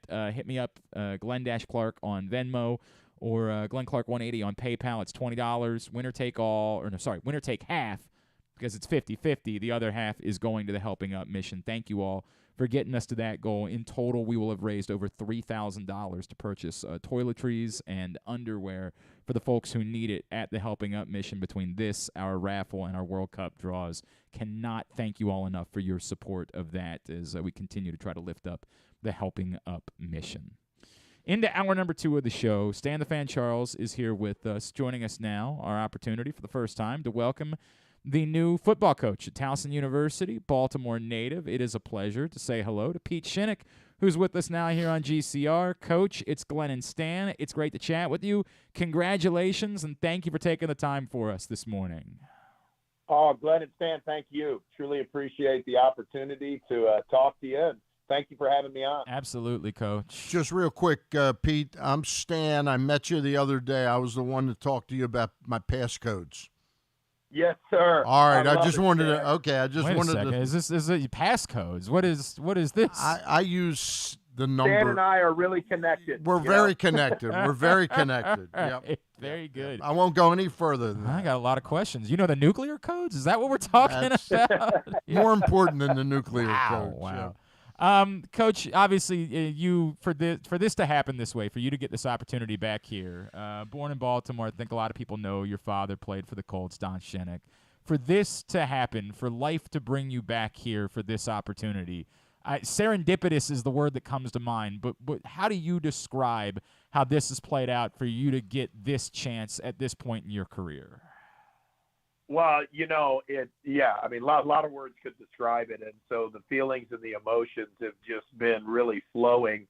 And, obviously knew that the stadium was Johnny Unitas Stadium, and, knew that, I lived in a house 2 miles from campus, till up to age 4 before they moved outside a little bit. But, to get on campus and to just go into the office, into Johnny Unitas Stadium, and to say, my goodness, okay, you grow up and, having, listened to my dad and all the great memories, having met a lot of the former players at some different functions, to now be back in Baltimore, to be back in this area. I don't know that I could be more thrilled at this opportunity, because it really has come full circle. So it's exciting for me. I was the one that asked the question about what you're going to be doing on December 30th at 12 o'clock noon, or was it 12:30? But the University of Maryland is going to be playing NC State in the Duke's Mayo Bowl. and I asked you, will you be scouting the game, and you didn't miss a beat. You said you'll definitely be watching the game because they're the first team that you play as head coach at Towson next year. But it led to you disclosing something that I found fascinating about Mike Locksley. You want to share it with our viewers or our listeners? I'd love to.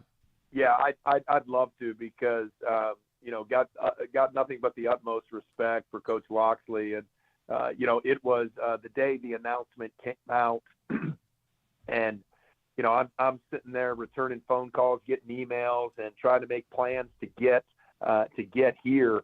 And I see this name pop up on my cell phone, and it says Mike Locksley. And I'm like, okay, is that the Mike Locksley? Because I'm like, is this, because you get a lot of people calling you over the course of time. And I'm like, okay. So I answer it, and Coach was fantastic. I mean, he was so gracious. He was so kind. And he talked about his experience at Towson. He talked about, what an amazing time he had there. And he talked about, how, he wants to see this program get back to where, he thinks it should be. And in the back of my mind, I'm sitting there going, I think we open up with that. I know, and then he goes, Coach, if you want to come to bowl practice, you come down. Whatever we have, we'll share with you. Whatever we have, we'll give you. I want you to know that, I'm here for you. And I'm sitting there going, I think we open up with these guys. I got them. Where can I check that? And then he goes, hey, I know we open up with each other, but I really don't care. I just want to see Towson do great things, and I'm fired up that you're there. So just what a class act, and what a tremendous first impression of a Towson alum.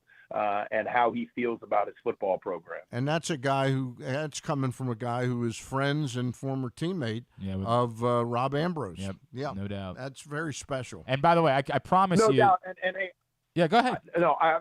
I will say this about Coach Ambrose. Okay, I've had one in-person connection with Coach Ambrose, and it was after their national championship game, and it was standing in line at the AFCA convention. And I noticed him because I had watched the game and, kind of watched their run. And he was nothing but gracious and kind. I mean, I promise you he doesn't remember the conversation because he probably had 500 of those.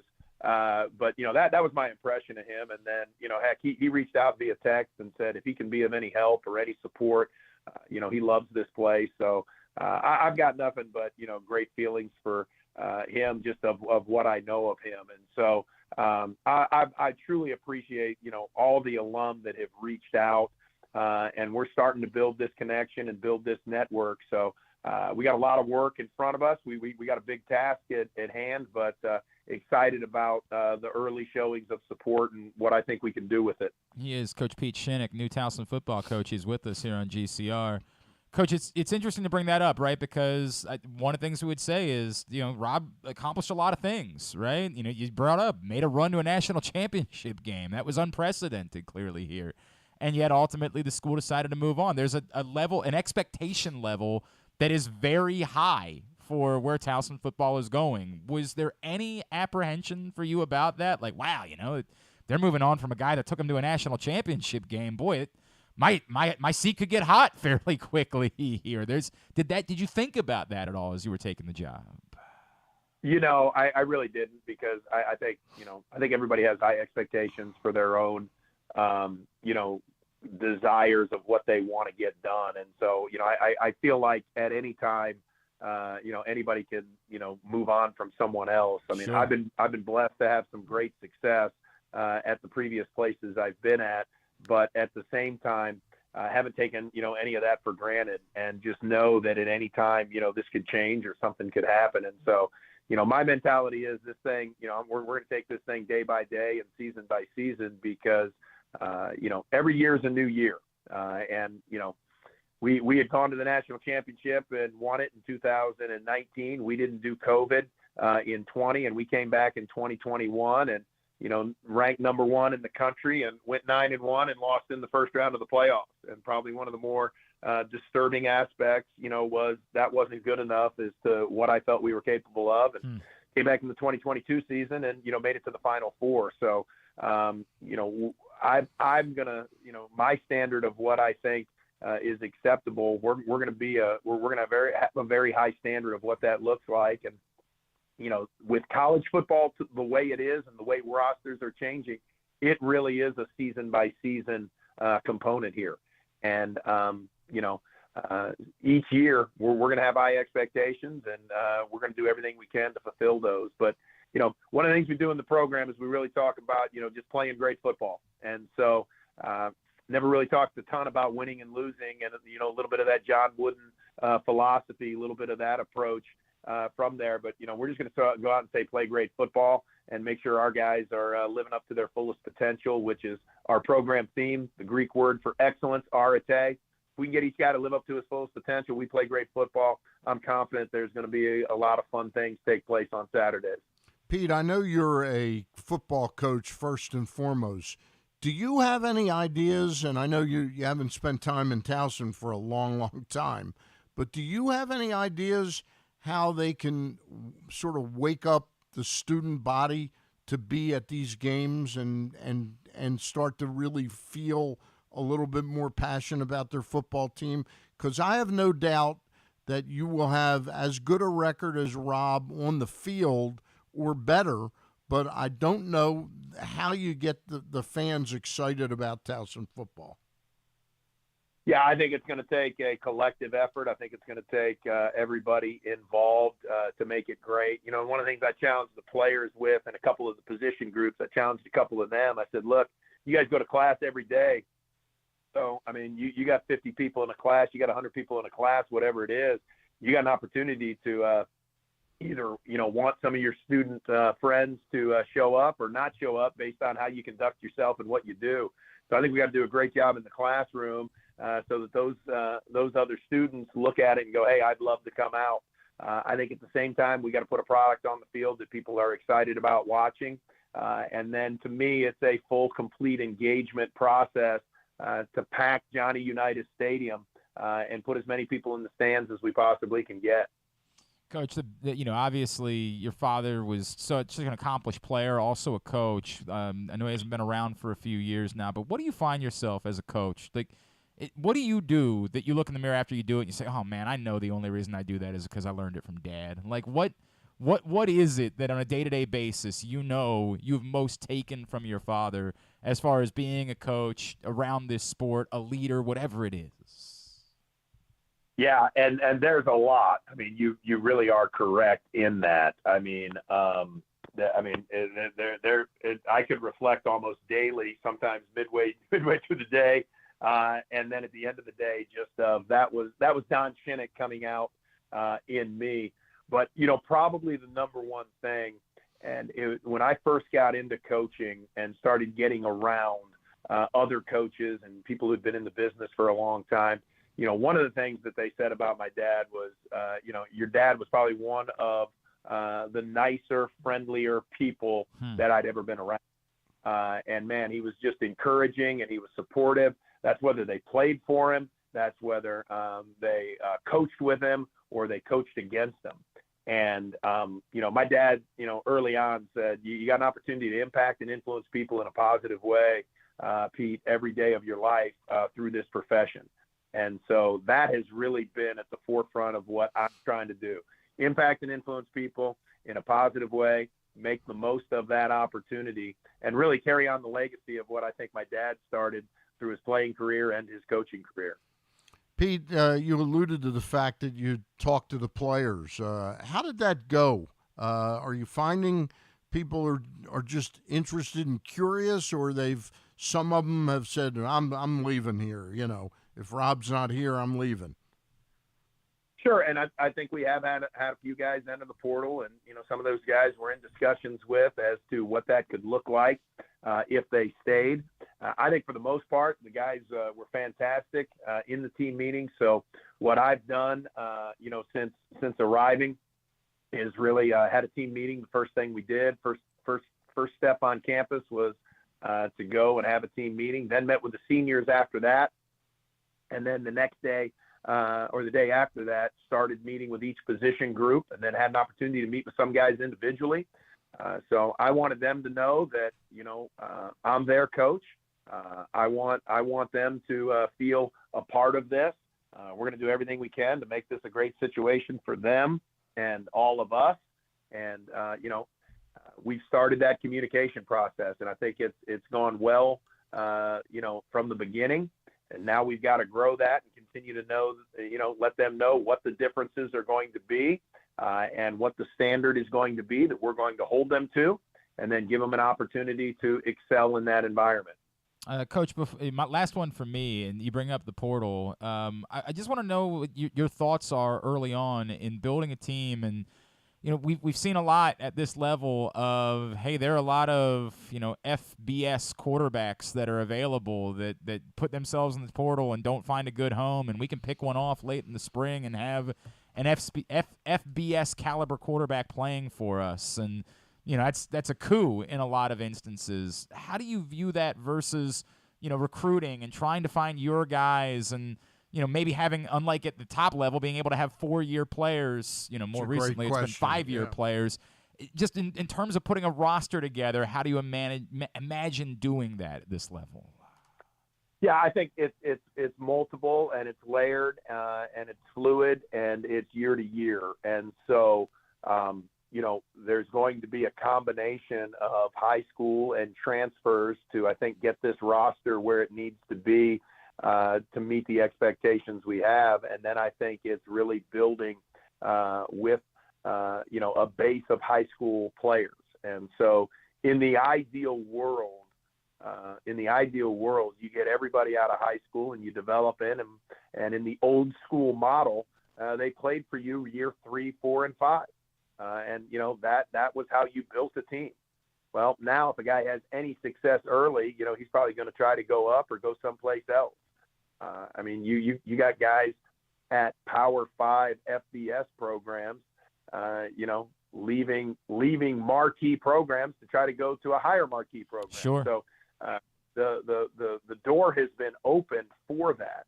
I think if every coach had the way they wanted to do it, you would 90%, 95% of your roster would be 4-year guys. And the rest would be a couple guys sprinkled in here and there, but you don't know who's going to leave your roster. And you always want to replace, when someone leaves your roster, you want to be able to replace it with the same caliber of person. So I was an NAIA coach and a D2 coach. We were, before the portal was the portal.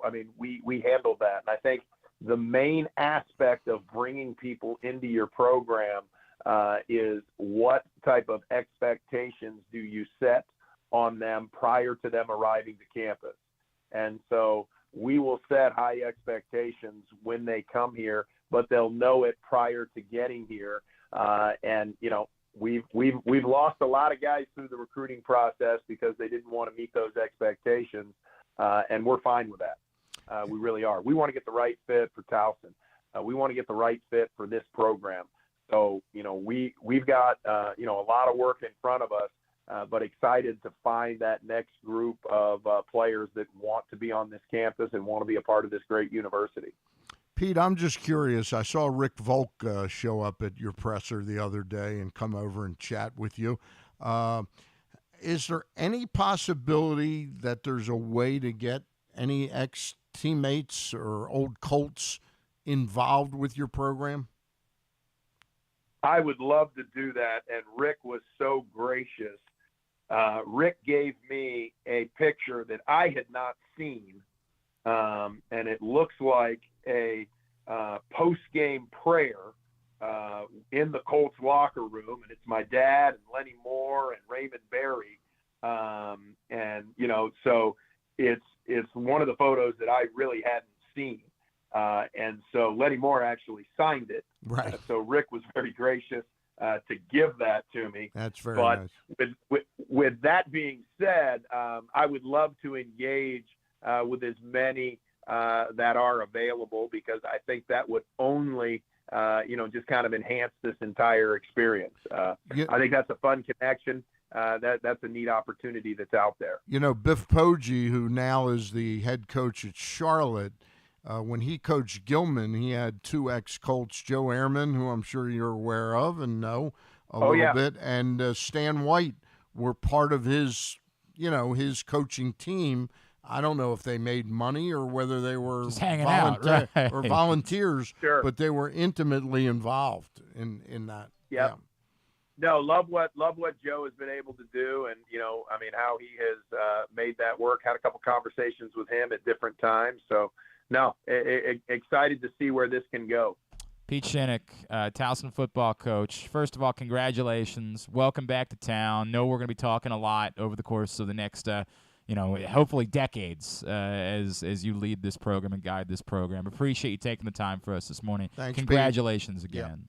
No, thank you, gentlemen. I appreciate you having me on and look forward to being back on whenever you need me. Absolutely. Thank you. Coach Thanks, Pete Pete. Shinnick, new football coach at Towson University. Appreciate him hopping on with us here on GCR. If you're looking for a simple holiday meal, try Chick-fil-A catering. From Chick-fil-A nuggets to mac and cheese. God, I could go for some of those nuggets right now. Who couldn't? Enjoy a variety of tray options sized perfectly for your get-together. Order through the Chick-fil-A app and bring smiles to your family gathering. Availability and order requirements vary. See restaurant for details. We're going to be joined by Kurt Warner in a few minutes, and I've got great news for you, Stan the Fan. I got news you're going to be very happy about when I give this to you in a second. As far as your, hopefully you went ahead and you didn't just make a pick in our contest. Hopefully you actually went ahead and put money on it, because I got good news for you on the other side. Talk about that next. Glenn Clark Radio. Gambling can be a fun and entertaining experience, but there are risks involved. If you're planning on betting on the game at the casino or on your phone or computer, know your limit, stay within it. Set a budget and a time to stop. Remember, gambling isn't a financial solution, and it doesn't mix well with alcohol or drugs. Know the risks and have a plan before you begin gambling. For free and confidential services, call 1-800-GAMBLER 24/7 or go to helpmygamblingproblem.org. Experience the best in Kamado Grilling, a complete outdoor cooking appliance. The Ginsu Kamado Grill allows anyone to sear, grill, bake, and smoke all types of food. Designed for efficiency and function, the Ginsu Kamado Grill upholds the enduring legacy of the iconic Ginsu brand. The Ginsu Kamado Grill is perfect to cook all year round, is great for parties, and ideal for tailgating with your friends. Reserve your Ginsu Kamado Grill today at ginsugrills.com and get $100 off on your pre-order when you use the promo code TAILGATE. That's ginsugrills.com. Reserve yours today. Whether your focus is luxury and comfort, convenience and technologically advanced connectivity, or sporty performance and aggressive styling, we've got the perfect Highlander for you. Check out buyatoyota.com for deals on new Highlanders from your local Toyota dealer today. Join the Maryland Jockey Club at Laurel Park for Christmastide Stakes Day on Monday, December 26th. An exciting day of live horse racing awaits you with a whopping 6 stakes races worth $600,000 in prize money. Plus, enjoy a specially curated stakes buffet, a delicious hot chocolate bar, and hot cider cocktails. It may be cold, but Laurel Park has plenty of horse racing excitement, food, and beverages to keep you warm. Don't miss Christmastide Stakes Day at Laurel Park. Visit laurelpark.com for more info. Another Orioles season is in the books, and the Bat-Around was there every step of the way as the Birds posted their first winning season in 6 years. And after promoting 2 #1 overall prospects in Adley Rutschman and Gunnar Henderson, Mike Elias has said it's liftoff from here. Hi, I'm Paul Valley, and along with my co-host Zach Goodman, we'll be here every Saturday from 10 a.m. to noon all off season, discussing every signing, trade, and waiver claim as we navigate the cold winter months that lead to spring training. You can watch us at youtube.com/PressBoxOnline and Facebook.com/PressBoxSports, or listen live at PressBoxOnline.com/radio. And if you miss a show, you can find us anywhere you get your podcasts. So tune into the Bat-Around with Paul Valley and Zach Goodman every Saturday from 10 a.m. to noon right here at PressBox Sports. Need a last-minute gift for a kid in your life? How about a membership to the Retriever Kids Club? It includes free youth admission to all regular season UMBC home games, plus a t-shirt and a drawstring backpack. Membership is only $35. It's a great deal, makes a tremendous holiday gift. Visit umbcretrievers.com/kids club for more info. Membership is for kids 12 and under. The Retriever Kids Club. Find out more, umbcretrievers.com/kids club. If you can't listen or watch live, you can subscribe to the show via Spotify, Amazon, or Apple Podcasts. Leave a 5-star review while you're there.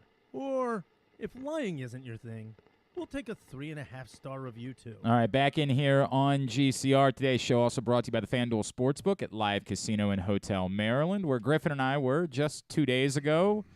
And you can still get to try to win $5,000 by taking your shot at RoboKeeper, or your shots. You get 5 shots to try to befuddle RoboKeeper, and it ain't easy. I guess I feel a little better since they're saying that one person a day makes a shot. It's bad, man. It is really hard to score goals on RoboKeeper. You have to go perfectly into the upper 90 in order to score. Griffin and I, we put the video up on our TikTok page, Glenn Clark Radio, if you want to see. It's embarrassing. It is pathetic. Griffin basically shot right at RoboKeeper on a couple of them. So I said, you missed the net. No, then I realized you can't shoot it anywhere close to him. You have to hit upper 90. So you saw my. So I wildly. I helped you by. Correct, but then I wildly attempted to get upper 90, and the results were I didn't even get it on the goal. I thought it might be like like a real keeper where they're gonna dive no matter what. No, and he just stayed all. right there when I shot it right at him. $5,000 daily going out for trying to beat RoboKeeper. If you can score against RoboKeeper, you can win $5,000 for your FanDuel account, and everyone who participates gets a $25 free bet in the FanDuel Sportsbook at Live Casino and Hotel. RoboKeeper is there through Sunday in the World Cup Final, which you can watch and bet on in the FanDuel Sportsbook at Live Casino What and time Hotel is Maryland. that game 10 kicking? a.m. 10 a.m. 10 Okay, a.m. ahead of it's perfect. You watch the match, and you get football all day. You couldn't ask for a better setup, and no Ravens to stress you out on Sunday, so you can just hang out and watch and bet on sports all day. Stan, speaking of which, I hope you put your American dollars in on your pick for the Detroit Lions, the 1-point spread yesterday, because I'm just going to guess that number's changed. Griffin, if you don't mind checking on that for me to see if that number's already changed and where it is, because I think it's one or 1.5. well, this just came down in the last hour, so I don't know how much impact it may have had. Let's see. Adam Schefter reported this morning, despite the fact that Mike White has been practicing this week, Jets doctors will not clear him to play against the Lions, so Zach Wilson will indeed return to the starting role for the New York Jets against the Detroit Lions on Sunday. Right now, the Lions are a 1.5 favorite. So it's only moved. Yeah, it's only moved half point. Yeah. Now, the points, though, I'm almost positive I looked at it earlier.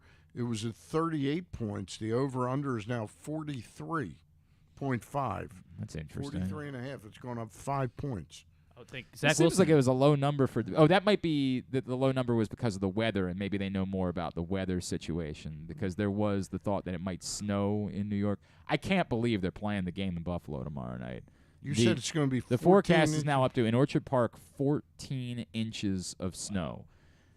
And remember, we had Stevie Daniels on a couple weeks ago. Like, it's such a strange. The way these lake effect storms work in Western New York is like you could be in Orchard Park, get 14 inches, be like 20 minutes away and get 6, something like that. It's crazy. Orchard Park centrally now expected to get 14 inches of snow. And apparently it's supposed to get worse as the day goes on. So like that'll be fun to watch the game on my cozy sofa. It'll look cool. Yeah. But you can't play football in 14 inches of snow. And I get they'll do their best to clear the field as much as they can, but the snow is supposed to keep going throughout the night. So I have no idea. I have no idea what to expect between the Bills and the Dolphins tomorrow night. Could be a wild scenario for that game tomorrow evening. Again, we all like looking at snow games. And like the one in Baltimore all those years ago, the Marlon Brown game was great. But 14 inches of snow? 14 inches of snow? How much snow was there again? The game against? I was at the baseball winter meetings in Orlando. Okay. When they played the Minnesota Yeah, that Vikings. was the Marlon Brown game. Okay. That was a couple inches. I mean, it was enough that clearly the field was covered. Right. But it was that game started. The problem there, they couldn't clear it ahead of time. The snow started during the game. During the game. I remember doing a lacrosse game. Loyola played like Holy Cross once, and they moved the game up to like 10 a.m. to try to beat the snow. And at some point late in the second quarter, I realized I couldn't see the ball any longer. Like, I could no longer see the ball to try to broadcast the game. In the second half, they switched to orange balls to try to make it. Of course, you couldn't take a bounce shot. That was no longer an option. That was known as the Glenn Clark rule. Yeah, correct. So help to pray that Glenn might have any clue of what was happening in the game because I could not see the ball whatsoever. It was wild. doing that game in the snow, and Loyola actually lost that one. They're not supposed to be losing to Holy Cross, so not a good day. I hear the Bills Mafia is going to be on the field shoveling the snow off during the game. They typically do that bit where hey, anybody willing to come out and help us shovel snow? If you will, we'll give you some free tickets or something. Like, they normally do that bit whenever there's a snowstorm. I wonder if they'd be willing to do the same thing for the field. Or do the Bills think it's to their advantage? Of course, the Dolphins, the stories come up a lot this week that the Dolphins took heaters with them to Los Angeles when the temperatures were in the 50s last week. So do the Bills think it's their advantage that the Dolphins are miserable and playing in the snow, and do they rather have it be, awful conditions for the game? Let's talk to Kurt Warner. I don't know about the answer to Let's that. Lots of things I want to talk to Kurt Warner about. Lots of things I want to cover with Kurt Warner. Today's show also brought to you by UMBC basketball. This Sunday, the UMBC women take on American. And then coming up on January 1st, the big one, UMBC Vermont rematch of the America East Championship game from a year ago. Get your tickets right now to experience game day at the Peak, umbcretrievers.com. Always a pleasure. Welcome back to the program, a Hall of Famer. He will be on the call tomorrow. NFL Network alongside Rich Eisen. For Ravens-Browns, you can also see it locally with their broadcast on Channel 11 here in Baltimore. He is the great Kurt Warner, and he's back with us now here on GCR. Kurt, it's Glenn and Stan the Fan Charles back in Baltimore. Thank you, as always, taking the time for us, man. Merry Christmas to you and your family. My pleasure to be on, and Merry Christmas to you guys as well. The thing with the Ravens, it's almost the exact opposite of the greatest show on turf, right? It's we don't want to throw the football at this point. What do you make of what they did a week ago with Ronnie Stanley back and J.K. Dobbins back, and the idea that maybe they could do this? They could just run the ball, dominate on the ground, play great defense, and have a chance as they get into the playoffs against the best teams in the AFC. Well, I mean, I think that's how they've been built since Lamar got here, is that's what they want to do, is they want to run the football first and allow the pass game to be complementary. They want to play good defense, and that's kind of been the Raven way for a long time. I think the biggest thing for me, nice to get that back and get Dobbins back and get him going like that. The biggest thing for me with this team is that you've seen glimpses of this offense being great. And you've seen, this stretch here where the defense has played really, really well. They just haven't put it together very often, where you've got the offense and the defense playing at that high level. And I think if they can get to that point, get Lamar back, get him healthy, and get their offense going more like it was early in the year with the way their defense has kind of come into their own and got healthy, the addition of Roquan. I think this is a formidable team here in the AFC. But they've got to put both sides together, and obviously that was a move in the right direction to be able to run the football the way they did last week and more Raven-esque. It certainly, after a couple of weeks where it looked really bad, Kurt, it was very encouraging to see what they were able to do. You bring up Roquan. We keep talking about it, man. I don't know that there can be a 2000 Ravens defense. The NFL won't allow for something like that to happen again. But what he's doing, it's very difficult to quantify. The numbers are good, but it seems so much more significant than just what you can define by numbers. Can you define what Roquan Smith has brought to this defense and how much better they are as a unit? I know they're still struggling in some late, 2-minute situations, but how much better they are as a unit just because of his presence. Well, I mean, I think, you're getting a really, really good player. One of the best middle linebackers in the National Football League, a guy that can do everything, play the run, play the pass, athletic, all of those things. So you get a great leader in the middle of your defense. I think it frees Patrick Queen up to do what Patrick Queen does, and that's be an athlete, play one position, blitz, run, do the things that he's capable of doing without bogging him down and having to do some different things. And then, I don't know if it's all about, Roquan, but I think they've kind of come into their own with what they feel their identity is. A guy like Kyle Hamilton, figuring out how to use him because he's such a unique player with his length and athleticism. But I think they've found a way to use him more kind of down in the box or lower to the line of scrimmage, with the other two good safeties they've got. Obviously, they've got 2 big-time corners on the outside that are different. And I think that's always a unique challenge for a quarterback is when you're playing against 2 really good players, but they both play the game extremely differently. And so you've got to have a different mindset when you're attacking, both Peters and Humphrey. So I think they've got the pieces. They've got, the pass rushers. Justin Houston's playing great up front, adding to the mix, Tyus Bowser. I mean, I think defensively they've got a lot of weapons, a lot of pieces that give them great flexibility to play a lot of different ways and have success against a lot of different teams. And I think they've really just come into their own and found that identity, Roquan being a huge piece to add to the mix to solidify the middle and allow some of those other pieces to find their groove.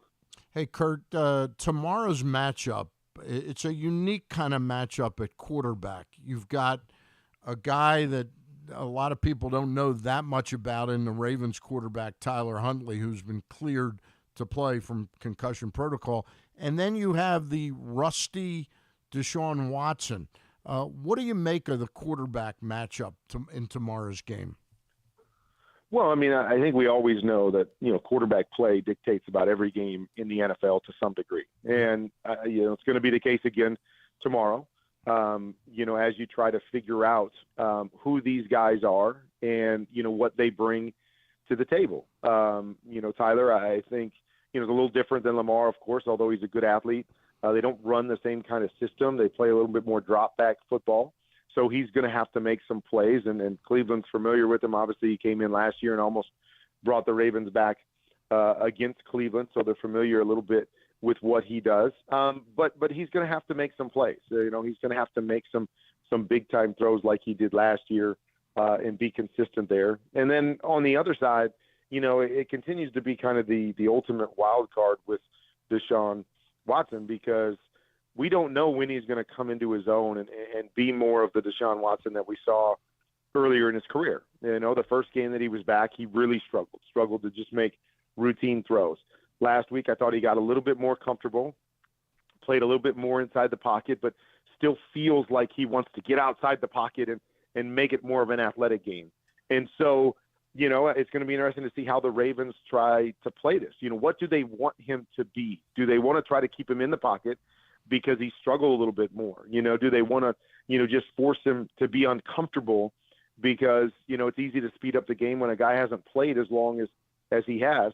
And is he able to settle in and make some of those special plays that we've seen in the past? And so I think there is a great unknown at the quarterback position, what you're going to get from these two guys. But obviously it's gonna go a long way in dictating this game. The Hall of Famer Kurt Warner is with us. He's on the call for Ravens-Browns tomorrow on NFL Network. With Rich Eisen. Correct. Yeah. And our friends Stacey Dales and Steve Weish on the sidelines. Kurt, let me go there because I feel like on paper, the Ravens' run game against the Browns' run defense seems like advantage Ravens.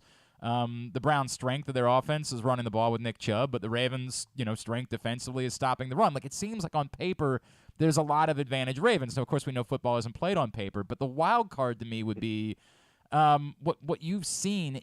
Is there a chance that like tomorrow Deshaun Watson, from a football perspective, could just wake up and be Deshaun Watson again? That it could just all click, and that becomes very dangerous very quickly for a team like the Ravens? I think there's always that possibility. That is the great unknown because it was basically 700 days between, significant starts in the national. I don't know if any of us, can really put ourselves into that and go, okay, what's that like? How long does it take when you take 700 days off from playing the highest level of football there is? How long does it take for you to get back? I suppose it's possible. I feel like it's still going to take more time than just, 3 weeks basically to get back to where, he was at a Pro Bowl level, a couple years ago. But I suppose that's possible. But, the way I look at it more than anything is, like, as you said, you got to stop the run game. A big piece for Cleveland to me is to call those plays that get Deshaun Watson in his most comfortable state. What is that? Is that the naked bootlegs? Is that some of the zone reads where he's running? Is that, getting him outside in space. The drop back game. What are those plays? What are those throws that he's really comfortable with right now, as opposed to the whole playbook? And so I think that's the cat and mouse, in this game is, can the Ravens force him away from the things he's comfortable with, or can Kevin Stefanski get him into that world right now? Because I don't expect him to just be able to go, oh, whatever you call, for these 65 plays, I'm going to feel great with it, and I'm going to go execute. I don't expect him to be there because I just think it's too hard. But how much of, his wheelhouse can they live in, and can they force, against this Ravens defense to be successful, is going to be, to me, a key as I've seen them kind of grow together over these last couple of weeks. Kurt, how does Greg Roman, without Lamar there, Lamar had such an esprit de corps with Mark Andrews. How does he get Andrews more involved in this offense in this game?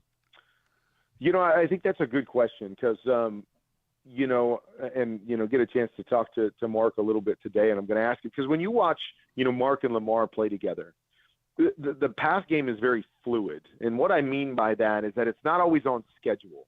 That Mark seems to have a great feel for the game. So there'll be times that he'll run a route and then you see him kind of slow up in a hole or adjust his route based on what he sees. And Lamar likes to kind of play that way, a little bit more off schedule, feeling the game and then making those throws.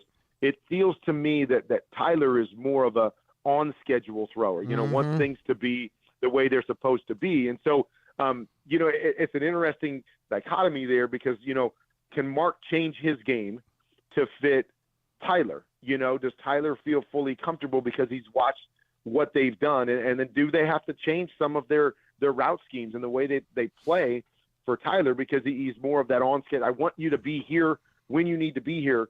Again, just like, Cleveland is working through some of those things that they had Jacoby and now they have Deshaun and they're different players.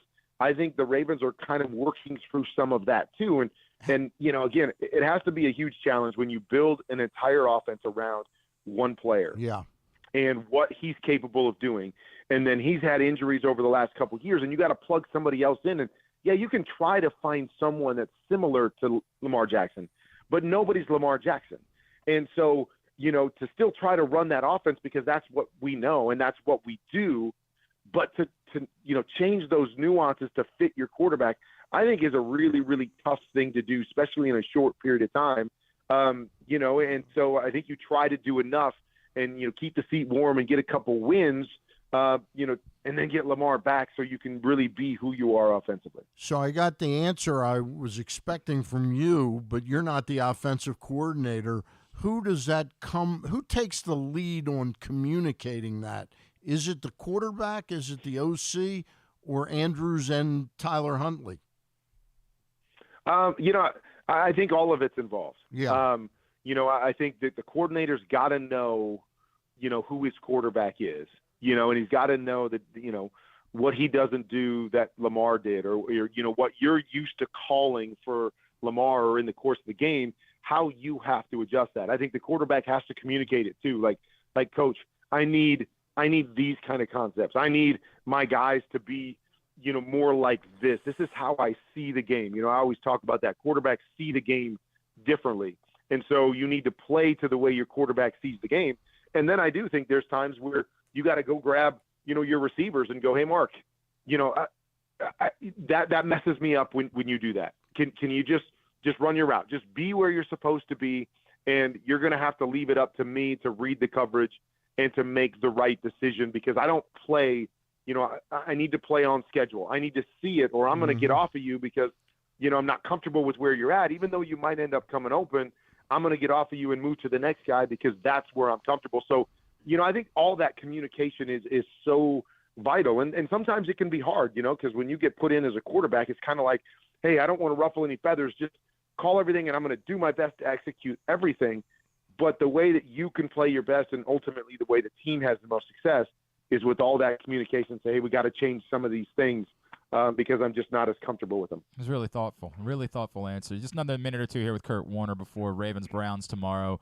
Kurt, all this in mind, we know that you have at times been critical of some of the Ravens passing concepts over the years, and I just wonder philosophically, like if if this, what they're doing, comes up short again, doesn't lead to a long run, 5 years into it, is it time to think about a different philosophical approach to offense in Baltimore? Like, if they go 5 years and say, we're going to try this run thing, and what they have to show for it is a playoff win, maybe 2 playoff wins, is at that point, might it be time for them to say, hey, maybe it's time for us to reconsider, the way that we look at the wide receiver position, the fact that we just want to run the ball all the time? Like, is 5 years enough of a sample to say, hey, this can work, but it can only work to such an extent?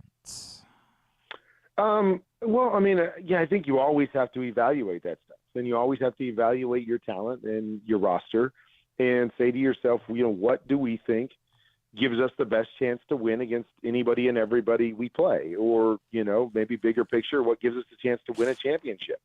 And I think it all starts with Lamar. Obviously they haven't signed him to the new deal, but if they sign him to the new deal and say, this is our guy, it starts there to go, okay, we got this guy. Now we have to build around and say, what makes him special? Why did we want to sign him to this, this huge deal? Well, this is why, because he does this and he does this, or whatever those things are.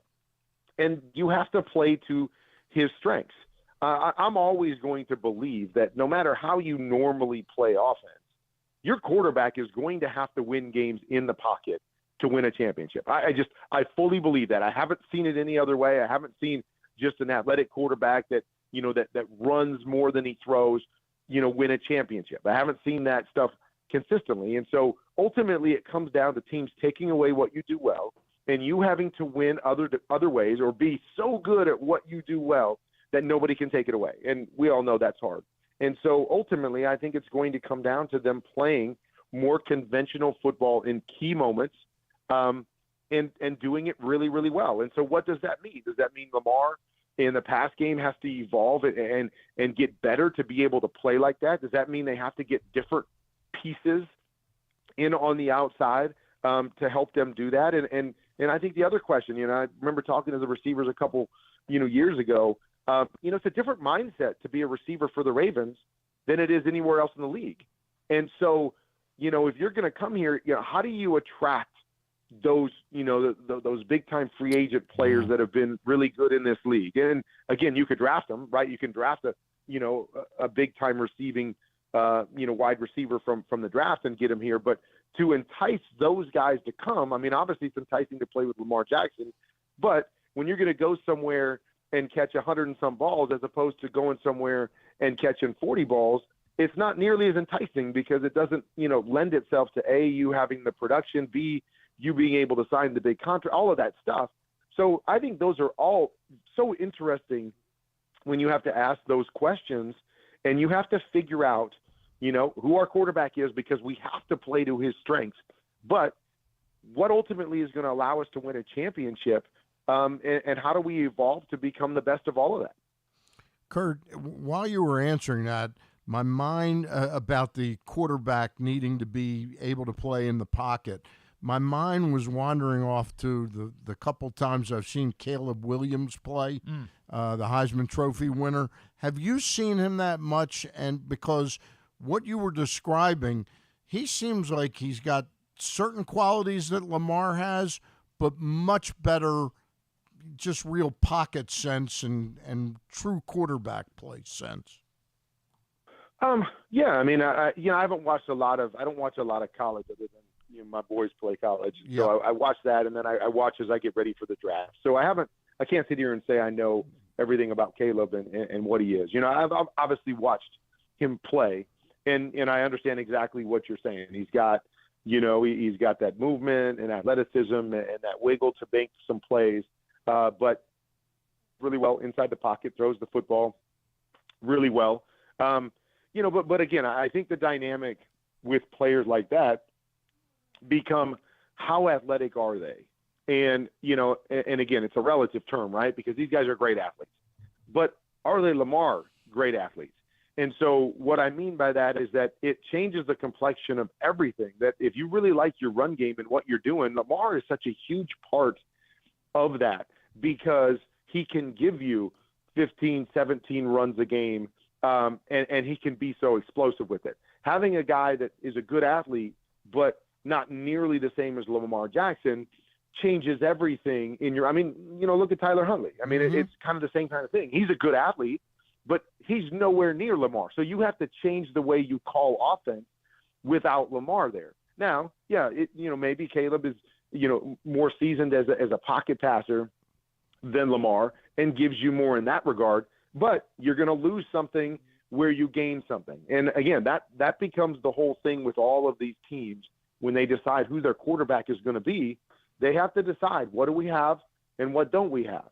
How do we build this thing? And with what we have, is it enough, if we build it the right way, to win a championship? And that is ultimately the question you have to ask about every franchise quarterback, and every organization has to ask, is there enough in this quarterback to give us a championship? If we answer yes, okay, then it's how. How can he do that? And then you've got to build around the how, so you have him in his best position to play to his highest potential and give you that championship that you believe he can.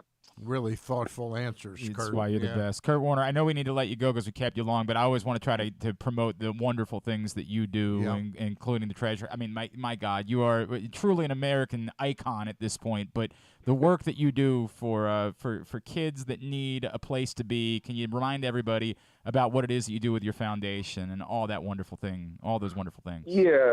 Yeah, our newest foundation, Treasure House, as you mentioned, is a community living facility for young adults with intellectual and developmental disabilities.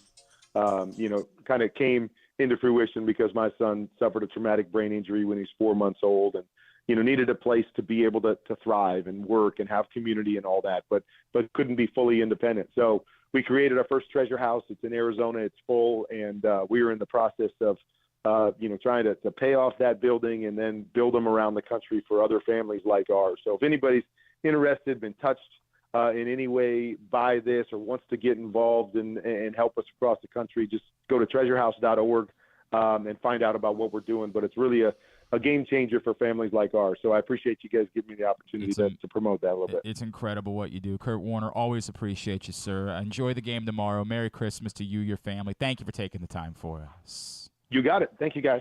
The Hall of Famer, Kurt Warner. By the way, he referenced his sons. We saw his son, EJ, play quarterback for Temple against Navy earlier this year. And his son, Cade, of course, made some big catches in the Big 12 championship game for Kansas State against TCU. So we've seen a good bit of Kurt Warner's sons this season in college football.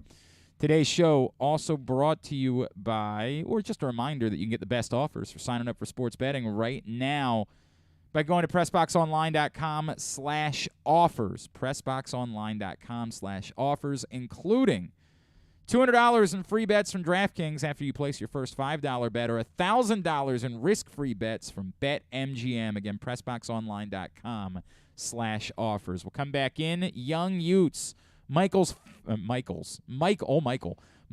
final Young Yutes.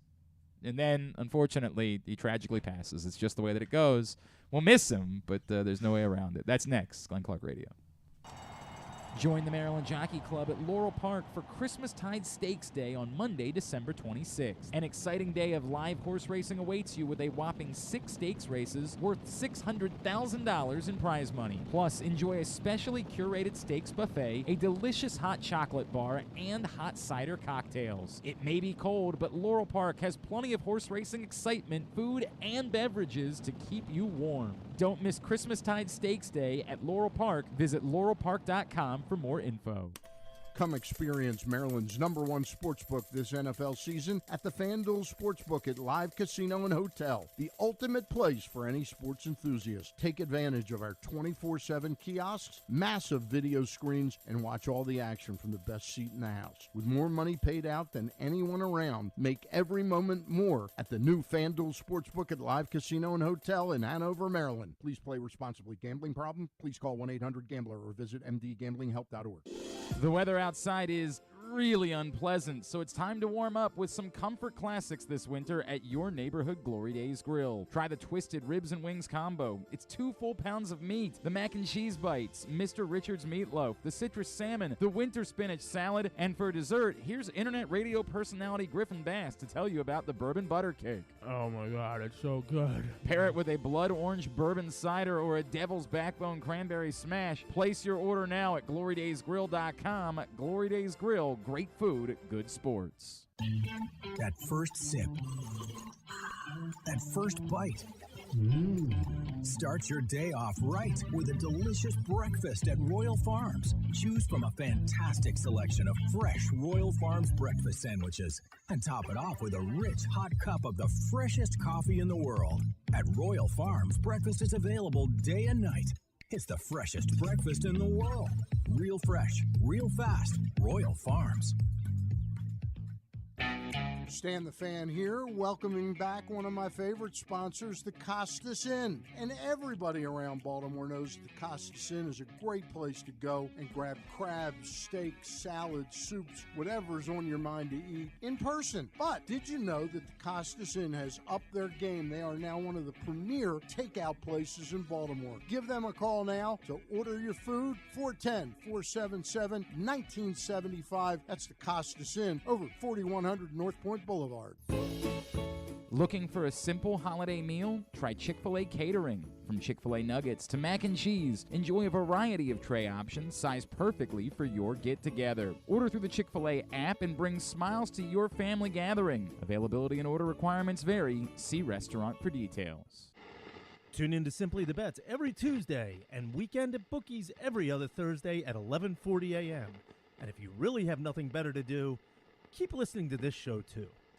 Before we get out of here, we're going to have segment number 3 of the Tyus Bowser Show with Devin Duvernay. And, of course, if you missed this one, you only have one more chance to get out for a Tyus Bowser Show before the season is over. Tuesday, January 3rd, we'll be back at Guilford Hall Brewery, 1611 Guilford Avenue in Station North. Tyus Bowser Show is a partnership of PressBox and Grade 8's Memorabilia. It's brought to you by Maryland Vascular Specialist, the all-new Ginsu Kamado Grill. We will see you Tuesday, January 3rd at Guilford Hall Brewery in Station North for the Tyus Bowser Show. 2 things quickly. One, I'm getting some Kurt Warner vibes from Brock Purdy. Getting some serious, like, somehow we all missed this. Also, there's a parallel, right? Like, Kurt Warner went to Northern Arizona. Brock Purdy was Northern Iowa.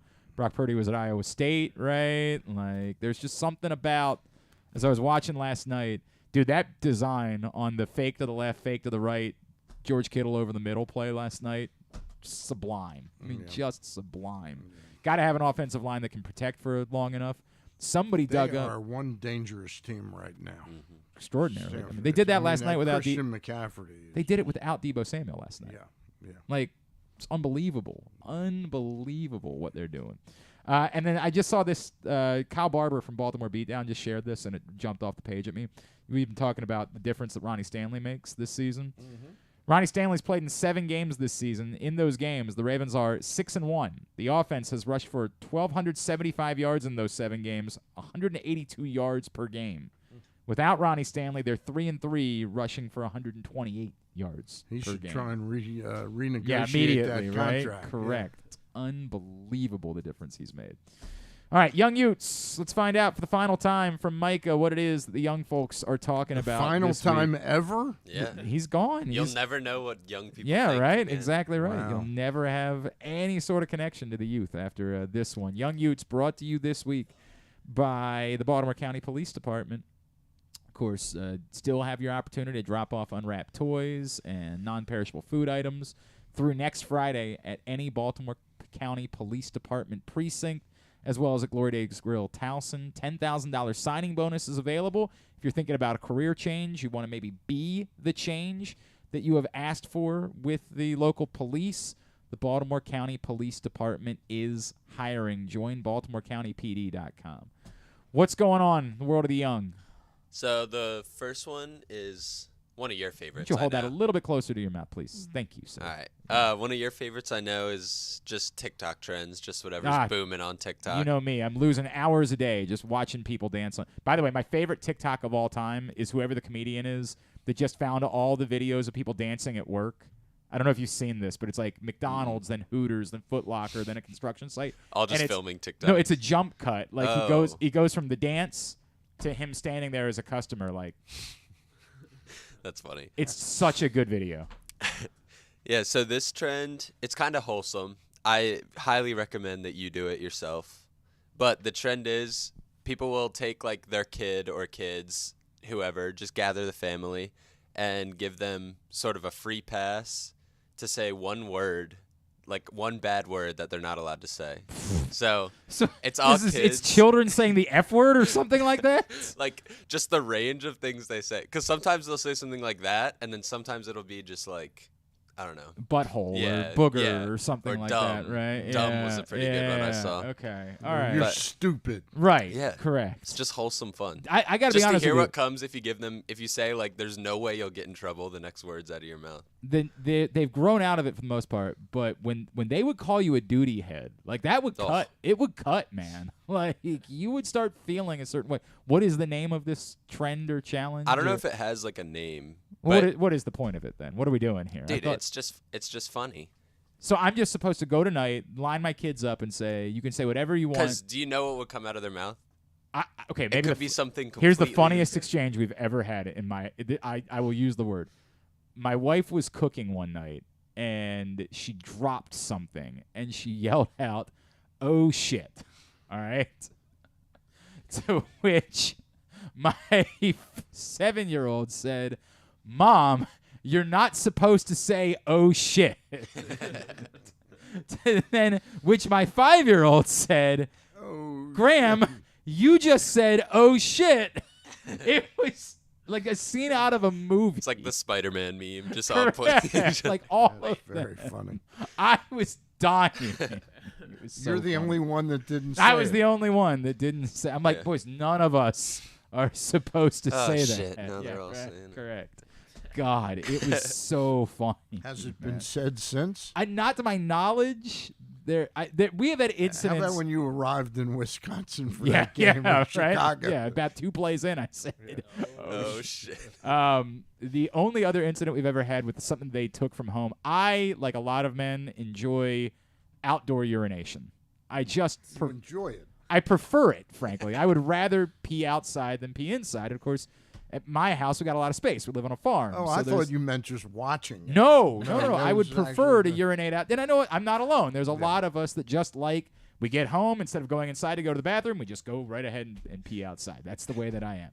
And my sons picked up on that at a young age. And that wasn't a problem until I got the call from their preschool that my now 5-year-old thought that he could do that on the playground outside. And so then I had to stop peeing outside.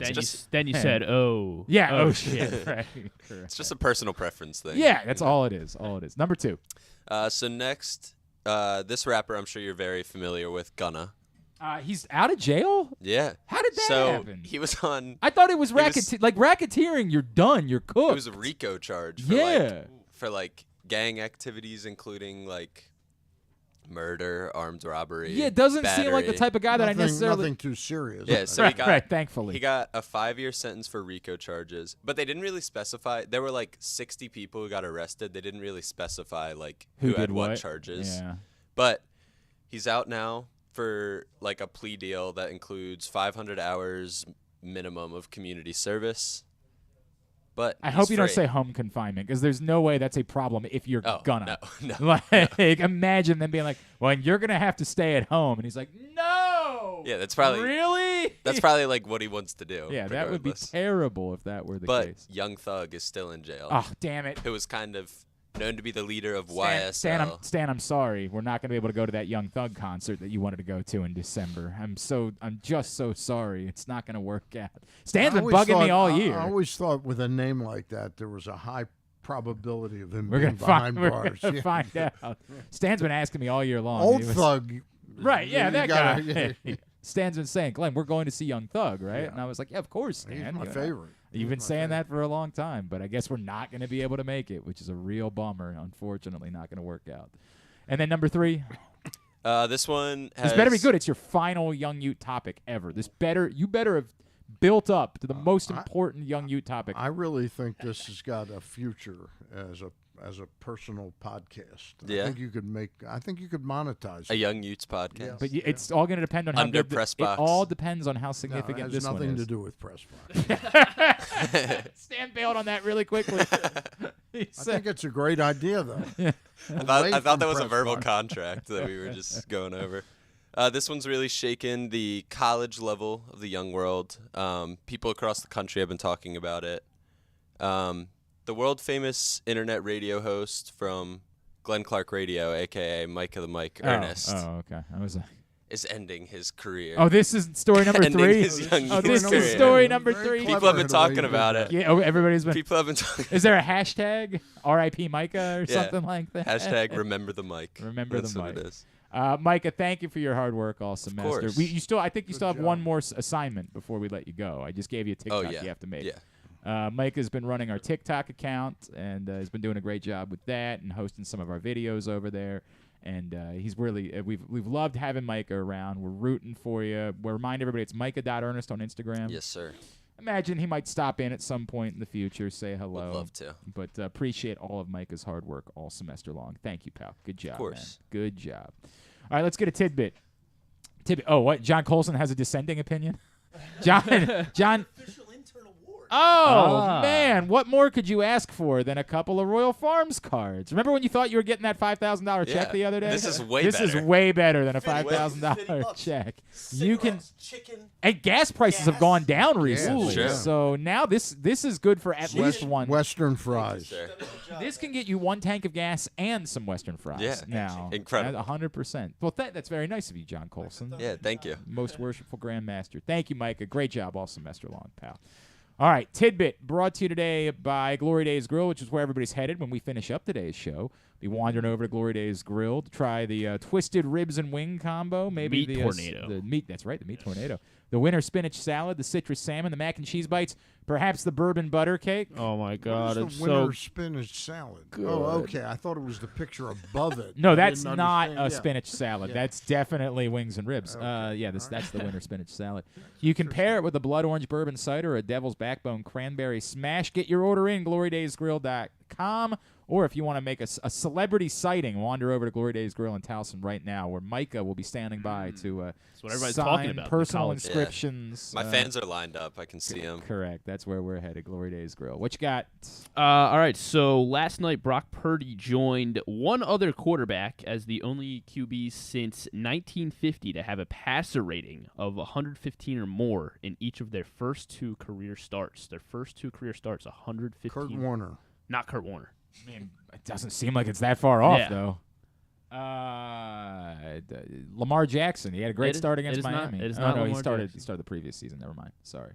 Joe Montana. Not Joe Montana. He is still in the league. He's still in the league. Yes. Still in the league. Aaron Rodgers. It is Aaron Rodgers. Aaron Rodgers and Brock Purdy, the only two. I knew it. 115 plus. And I think Aaron Rodgers is almost as good as Brock Purdy. Like, Yeah. might At prove this point, yeah. almost. I'd still give the slight edge to Brock Purdy. Remember, I was told not to start Brock Purdy last night. Well, he had like a. I guess he would start a bowl. He's What were your definitely options? startable. Aaron Rodgers. Or Aaron Rodgers, 100%. Yeah, I mean- Those are my choices. I went with Aaron Rodgers. I got a longer one. Do you want it, or was that? I mean, it's 12:08. All right, we're good. We'll just leave it with that. Okay. Thank you. Good job. Good job, Griffin. Can it be saved for next week? Yes, or? it can. Okay, Yeah. all right, very I think it's How an come he evergreen didn't one. get? How come he didn't get any of the Royal Farms cards? Well, we're not killing him off. We're killing Oh. Mike as a character. We're killing Micah off. By the way, wait till you see how we do it. Oh man, I got something written for how I'm we're scared to killing, go to Glory how Days. we're killing Micah off. Yeah, maybe you should That drive. meat tornado. We are Griffin is sticking around for another season of Glenn Clark Radio, unlike Micah. Tubular is brought to you by your local Toyota dealer, buyatoyota.com. The Toyota Tacoma comes in a range of models and trim lines, so you can choose the perfect Tacoma to reflect your unique personality and driving habits. Check out buyatoyota.com for deals on new Tacomas from your local Toyota dealer today. Interesting tonight, the Division III football championship, the Stag Bowl, is at Navy Marine Corps Memorial Stadium in Annapolis. It's Mount Union taking on North Central from Illinois. 7 o'clock on ESPNU for that one. Bowl games get underway. Actually, the first one is already underway. The Bahamas Bowl, Miami, Ohio, UAB. And then Texas, San Antonio, Troy. Actually, a top 25 matchup. UTSA. There you go. This afternoon, 3 o'clock on ESPN. Bowl games continue tomorrow throughout the day on both ESPN and ABC. Cincinnati, Louisville at 11 a.m. on ESPN. Florida and Oregon State, 2:30 on ESPN. Rice and Southern Miss at 5:45. North Texas and Boise State at 9:15 on ABC. Washington State, Fresno State at 3:30. SMU, BYU at 7:30. Tomorrow, of course, NFL triple header. Colts, Vikings at 1. Then Ravens, Browns at 4:30. It's on both NFL Network and locally on WBAL. Dolphins, Bills tomorrow night in the Blizzard at 8:15. Towson Hoops tomorrow at Northern Iowa at 1 o'clock. TowsonTigers.com for that. And Sunday, the World Cup final, France and Argentina, 10 a.m. They are playing a third-place match tomorrow on Fox. It's Croatia and Morocco. And then France and Argentina, 10 a.m. on Fox. Local NFL games on Sunday, Cowboys, Jaguars at 1 on Fox. CBS has Steelers, Panthers at 1, Bengals, Buccaneers at 4:25, NBC for Giants, Commanders at 8:20. UMBC Hoops home on Sunday, 1 o'clock against William and Mary. Mount St. Mary's at home at 2 against Robert Morris. Everything else, GlennClarkRadio.com. Anything non-sports-wise that stands out? It's a bit of a slow weekend. The Recruit is a new series on Netflix. Got Noah Centineo. He's like a CIA lawyer. I did see this. I'm not familiar. I'm not sure. Who's Noah Centineo? He was the kid that was like in every single Netflix like high school teen movie. Probably not something that I would. But now he's playing with. He's got the serious role now, which is kind of interesting. I don't know. Also on the CW is the 90th annual Hollywood Christmas Parade with Danny Trejo. Sure. That's on the CW. Sure. Saturday Night Live. Oh, Austin Butler's hosting. Yes, Austin Butler with more Lizzo because Lizzo. we can't get enough of her in this can't. country. Any shot Young Thug will be part No, I don't think Young Thug's going to make it. Young Thug, not this week at least. I know. Stan is really brokenhearted about the Young Thug situation. Well, it was. I'm very anxious to know what's going on with him. Oh, it's crazy, Stan. It's a big weekend for the CW. The iHeartRadio Jingle Ball. Get to the stuff. Is there something that matters or not? More Yellowstone, and then the 1923 series premiere. This is what Harrison Ford, I think, was promoting earlier in the week. 1923. He is the Duttons are facing a set of challenges. They're trying to move out west. I'm kind of like Yellowstone. I know Yellowstone's amazing. I just haven't. Yeah, neither have I. I know. I feel bad about it because everybody else in the world watches Yellowstone. Yeah, I can't get into it. Yeah, so the 1923 has Harrison Ford and Helen Mirren. Oh, Jesus Christ. That's pretty loaded. That's on Paramount. Damn. God, that's amazing. All right, find everything else, GlennClarkRadio.com. Stan the Fan, you will be doing a show on Monday? Yes, we have Meredith Wills, will be our Dr. Meredith Wills. She's an expert on the physics of the baseball and all that. We've had her on before. Thursday night, we will have Gary Stein and I are going to be joined by Emily Agata, who's sort of from the Craig Willinger Fund. It was very interesting. She sent out a press release about it, and of course, her sister Joanna was a significant other of Craig Willinger, and they're both part of the Craig Willinger Fund, which sends young people with cancer to their soccer dream match. But I did not know of the relationship between Grant Wall and the charity and Craig Willinger. No question. Of course, Grant was here in Baltimore for a number of years and got very involved. While his wife was at Hopkins, Absolutely. right? Absolutely. All right. Of course, at Stan the Fan on Twitter is how you find him, and he'll be on tomorrow morning with the guys on the Bat Around. When we come back in, I'll give the thank yous out, and then we will get segment number 3 of the Tyus Bowser Show with Devin Duvernay. This is Glenn Clark Radio. Oh, one more Tyus Bowser. Hang on. One more Tyus Bowser Show coming up January on 3rd. January That's 3rd right. at the Hamilton. No, that's at Guilford Hall Brewery. Guilford, I apologize. Absolutely. No Guilford worries. Hall Brewery. Very good. Now this. Gambling can be a fun and entertaining experience, but there are risks involved. If you're planning on betting on the game at the casino or on your phone or computer, know your limit, stay within it. Set a budget and a time to stop. Remember, gambling isn't a financial solution, and it doesn't mix well with alcohol or drugs. Know the risks and have a plan before you begin gambling. For free and confidential services, call 1-800-GAMBLER 24/7 or go to helpmygamblingproblem.org. That first sip. That first bite. Start your day off right with a delicious breakfast at Royal Farms. Choose from a fantastic selection of fresh Royal Farms breakfast sandwiches and top it off with a rich hot cup of the freshest coffee in the world. At Royal Farms, breakfast is available day and night. It's the freshest breakfast in the world. Real fresh, real fast. Royal Farms. What's up, everyone? This is Tyus Bowser, and I'm excited to tell you that I'm back for Season 2 of the Tyus Bowser Show in partnership with PressBox and Great H Memorabilia. Join us on Tuesday nights throughout the season as I'll be heading all over town with my special guests. And of course, our co-hosts, Glenn and Rita. Or is it Rita and Glenn? What is it? I look forward to meeting you guys and talking a little bit about football and a lot about life. And if you happen to miss the show, you can now catch a replay Friday nights on 105.7 The Fan. Get all of your details for the Tyus Bowser Show right now at PressBoxOnline.com/Bowser. The next Tyus Bowser Show is Tuesday, January 3rd at Guilford Hall Brewery, 1611 Guilford Avenue in Station North. It's brought to you by Maryland Vascular Specialist and the all-new Ginsu Kamado Grill. Sports betting has come to Maryland, and we're ready to help you win some money. Tune in for Simply the Bets every Tuesday morning at 11:40. FanDuel Sportsbook GM Leon Twyman and VSiN's Aaron Oster join the guys every week to give you all of the info you need and offer you a few winners. And every other Thursday at 11:40, tune in for Weekend at Bookies as Andrew Stecca and Alloy Sports' Brad Kronthal help make you some money for the weekend. So come win some money with us on Simply the Bets every Tuesday and Weekend at Bookies every other Thursday. Brought to you by the FanDuel Sportsbook at Live Casino and Hotel Maryland. Listen at PressBoxOnline.com/radio. Watch at YouTube.com/PressBoxOnline. The weather outside is really unpleasant, so it's time to warm up with some comfort classics this winter at your neighborhood Glory Days Grill. Try the Twisted Ribs and Wings combo. It's 2 full pounds of meat, the mac and cheese bites, Mr. Richards meatloaf, the citrus salmon, the winter spinach salad, and for dessert, here's internet radio personality Griffin Bass to tell you about the bourbon butter cake. Oh my God, it's so good. Pair it with a blood orange bourbon cider or a devil's backbone cranberry smash. Place your order now at glorydaysgrill.com. Glory Days Grill. Great food, good sports.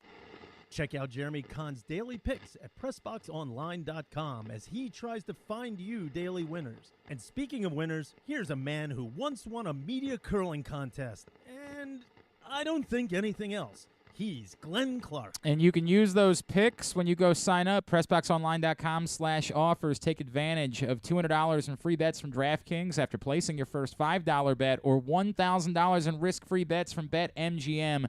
Again, PressBoxOnline.com/offers.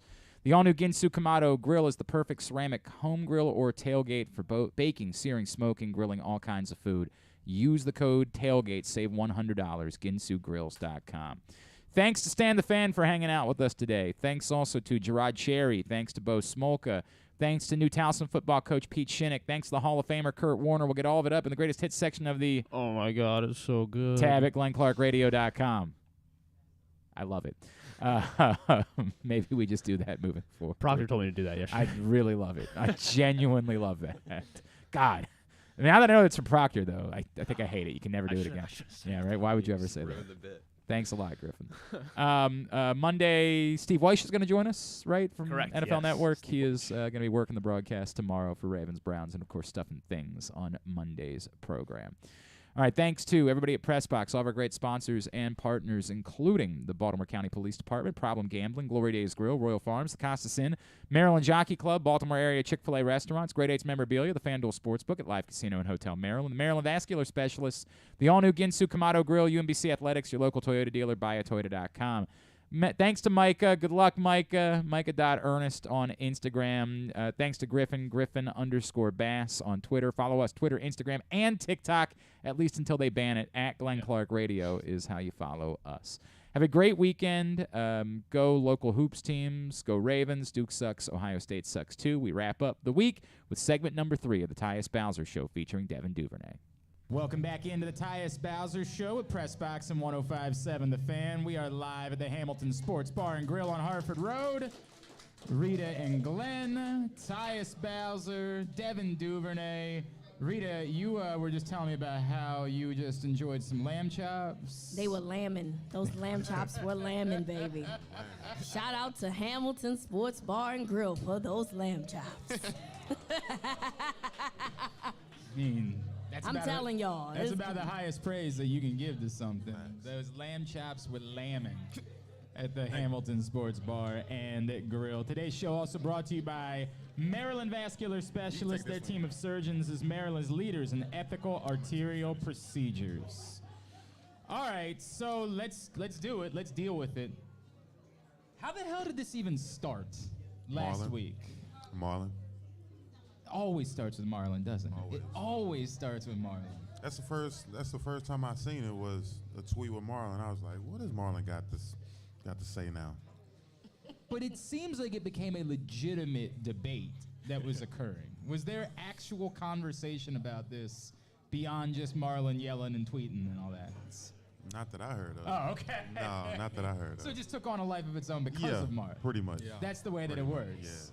Yeah. All right, so what's the answer? Of course, the question, for those that don't know, 1 gorilla versus 100 humans. In a fight, who's winning?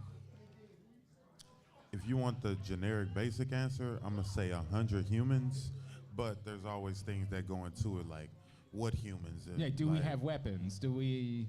Not even do you have weapons, but like, what are these older people? Are these like people who just work in a normal job? Are these actual fighters and Navy men? You know what I'm saying? You got all different types of people that you could have to be like, we what can if kill it, all right, let's 100 Tyus Bowsers. 100 Tyus Bowsers, definitely. You're taking the 100. I'm taking 100 Glenn Clarks or a gorilla. Now, I don't know. Yeah, I don't know, man.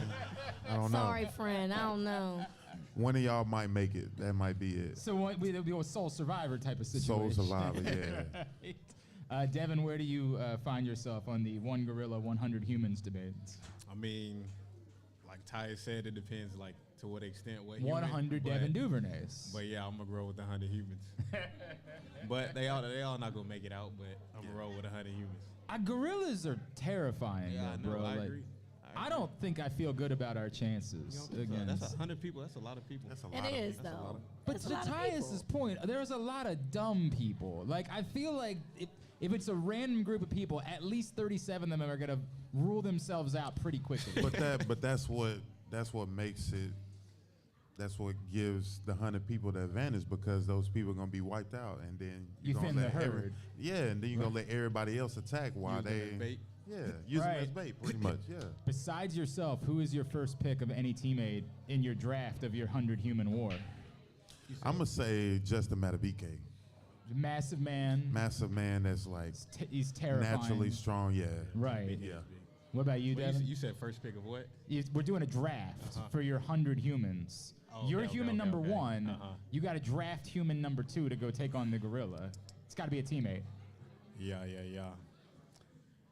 Probably Broderick Washington. I mean, by the way, that dude's playing. That was my number 3 too right now, right? That was my number 3. That's a pretty good choice. I was thinking Fa'alele just because, like, what are you gonna do? What are you gonna do with that? He's about as big as one, huh? Right? Yeah.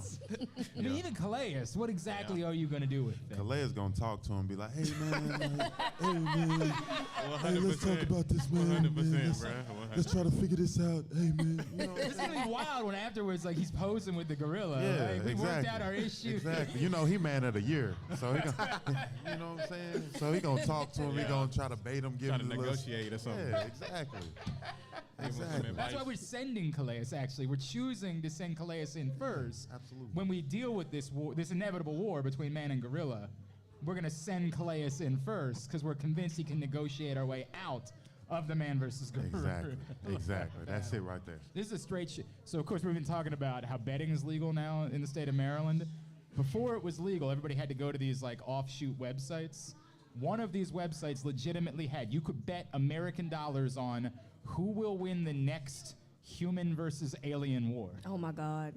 And I gotta be honest with you, I was a little confused as to why the humans were the favorites in that matchup. Here's the thing though, Glenn bets so much that I bet you that he thought about putting $10 on that bet. Yeah, do the read.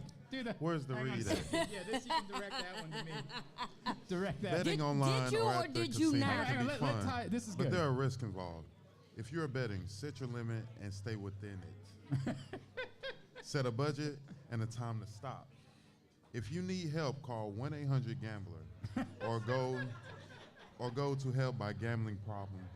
I promise you, I'm not there. I promise. Are you sure? I promise you. I'm that's just letting not you the know. I'm just case. reading this out just to make that. sure. Thank you, Tyus, Yeah, for that. man, It's of course. friendly advice that you're offering, Of and I course, bro. appreciate You know it. I got you. Promise You know I got you. That is not the case. All right, I'm just Because I'm telling you, he'd do it. I'm telling you. I have the same way that someone might enjoy a beer, someone might enjoy other things that are now legal in the state of Maryland recreationally. Are you betting that you could chug that beer faster than somebody else where you're paying money? Or I have. I Oh, my definitely have bet something Yeah, I like can that. see. Yeah. See what I'm saying? Yeah, I Now, see wait now. a second. This is.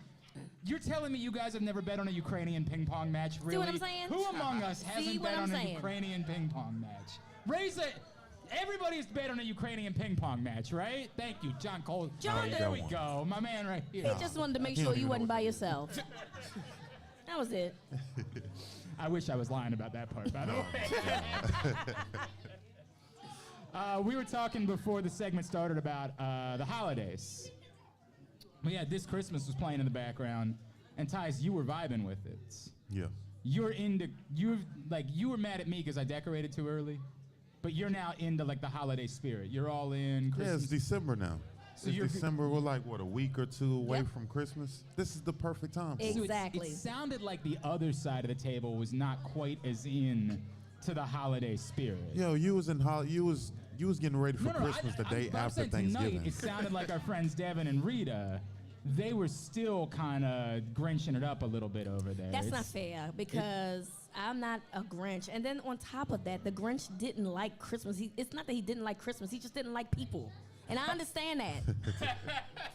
I can understand that too, though. You know what I'm saying? I can understand Thank that too. you. Because sometimes I be tired of people. Yeah. You And know? so I understood the Grinch. And guess what? That people are annoying, so he took away the stuff that they liked. That was what that was. Devin, are you into the holiday spirit at this point? Like, I mean, yeah, I am, but I guess back to what we were talking about before this segment. I mean, it's just Christmas music. I guess I'm just. you're out on Christmas music. I mean, yeah, I just never really been a fan Entirely. of Like, it. this is I me. mean, I just not that I don't like it. It's never struck my interest. But I mean, I'm sad for you, my friend. I love Christmas though. All right, give me your top. Like, what was the holiday tradition? Tyus, I'll start with you. Give me a holiday tradition growing up that meant something to you significantly. I think for me growing up, one of the things we always did was kind of like get all of our family, like super close friends who, you know, they might be just friends of my mom, but I look at them as an aunt, and we all bring out, you know, our cousins, you know, our close people together, and we just celebrate it together and open presents. We, you know, they cooking food and we watching different movies and stuff like that. So Go-to Christmas movie. What is it? I'll probably say Home Alone. I mean, come on. It's say perfect. Home Alone. It's Yeah, perfect. I like it, man. My kids watched Home Alone for the first time last Christmas, and I literally I know got they loved it, didn't almost they? as much joy just watching them watch it for the Yeah. first time, like just looking at their faces, Yeah. watching him foil the Wet Bandits. Oh, like they were wilding out, man. They like when loved it. I was 5. That's cool. Like they were freaking out about it. Devin, what about you? Is there a holiday tradition that meant something to you and your family? I mean, not necessarily. Just every little kid's dream, just running down, opening presents under the tree. Something that always just stuck with me. I still remember those days like they were yesterday, just with my mom, dad, my brother. It's probably something, you know, that stuck out to me real well. That's cool. Yeah. That's cool. Were you the type that like was waking them up at 3 a.m. and they were like, it was "Yo, definitely Devin, go early. back to bed." It was definitely early. But yeah, good times. You're gonna ruin. Santa hasn't come yet. You're gonna ruin it if you don't go to sleep. Like, that's the way that it goes. Holiday movie? You didn't? Yeah. Never was big on Christmas movies either. Man, you are a Grinch, But I bro. do. But I mean, I like Home Alone was good, but. We Yeah, gotta I get can't- I Devin can't in the even- holiday spirit I can't even somehow. I can't even think of them off the top of my head. though. Somebody's in charge of coming up here and singing for Devin or something. We gotta make his heart grow 3 sizes today. We gotta work on that. Give him a nice little Christmas carol at the house or something. Right? I've always wanted. By the way, speaking of Home Alone, I've always wanted to put a band, get a little drunk, get in the back of a U-Haul, and go driving around singing Christmas carols to people. That doesn't sound like. No. Oh. I don't know about that one. Maybe you, but nah. One man island over here. I'm just over here. One man island in my U-Haul, betting on Ukrainian ping pong. Yeah, just doing buddy. all this by myself. It's funny, my friends used to do that. All right. Before we wrap up this week, obviously, I want to talk about just the feeling right now. Like Cincinnati won't lose. Like, Annoying. It's insane how hot they are. Do you guys start to feel already like you're into playoff football already? Because, like, if you lose a game, it might cost you the division at this point. Yeah, man, it's December football. That's something that we've always talked about. When it comes to December, this is when it matters. This is when you solidify your spot, going into playoffs. So, this is a critical time, and these games matter a ton regardless of who you playing. And, it's just that moment where, guys just got to figure out a way to get a win, and that's all that matters at this point. Whether you win by 1 or you win by 50, it don't matter. So I can definitely feel that, watching the other games as well. Devin, are you at the point yet where you're asking about, like, you guys win the game on Sunday? Are you even, like, asking somebody, hey, what happened with Cincinnati today? Like, are you at that point yet? I mean, not exactly, but yeah, I mean, it's December football, man. It'd be nice to see them lose, but I mean, the good thing about it, we control our own destiny. So, but yeah, like he said, man, just keep winning, you're good. Exactly, we keep winning, we're good. It don't matter if it's by 1 or by 50. Like he said, it's just a matter of getting the job done, whatever it takes, week in and week out. 4 games left, and just make the most of it, man. Don't want to have any regrets. No doubt, man. No doubt. Yeah, so you guys are playing Cleveland on Saturday, and we know how the first game went. You won a close one. Tyus, you weren't there the first time. But both teams are at different adversities, right? The Ravens potentially are playing their third-string quarterback, but the Browns' offensive line, to my understanding, is on their third center or fourth center. I don't know which one it is. I don't remember. They're going through centers. Yeah. They're going through centers the way I went through this water, basically, is what's happening. So, how do you consider that to be? They're ailing right now, and I also think that Amari Cooper is dealing with some hip injuries and stuff. How do you capitalize also with the inexperience of Deshaun Watson with his team? Because obviously he wasn't really able to practice with them until, 2 weeks prior to him being able to play. How do you capitalize off of everything that they're going through? Because clearly even though the Ravens are going through their issues from a quarterback position, it appears that their issues are a little bit more greater. So gives you an opportunity to take advantage of that. Yeah, I feel like, the number one thing is controlling us and controlling what we can control, and like dialing into the little details. So those little moments where if a ball does come our way, taking advantage of that, or, certain situations like being able, like just this past week in the 2-minute situation, we're able to get an interception to where we cut them off from getting a field goal and a touchdown. Like those little things, in those situations when you trying to figure out different things as far as quarterback situation or receivers or whatever the case may be. You want to catch those little details and take advantage of those moments, because those little things can turn into big things. So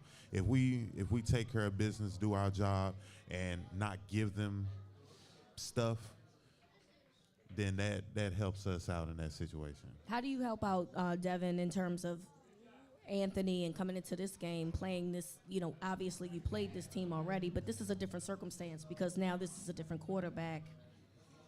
And, we've known that, okay, their run defense isn't that great, this, that, and the third. But, when they play the Ravens, they're always going to play up. They're always going to find a way to try to be better than what their statistics tell them to be. So, how do you help him get himself together for this? Because this is another big divisional matchup, basically. Yeah, man, just keep his mental right, man. Just let him know that we got his back. Make sure us as receivers and, as offensive players that we're in the right spot for him.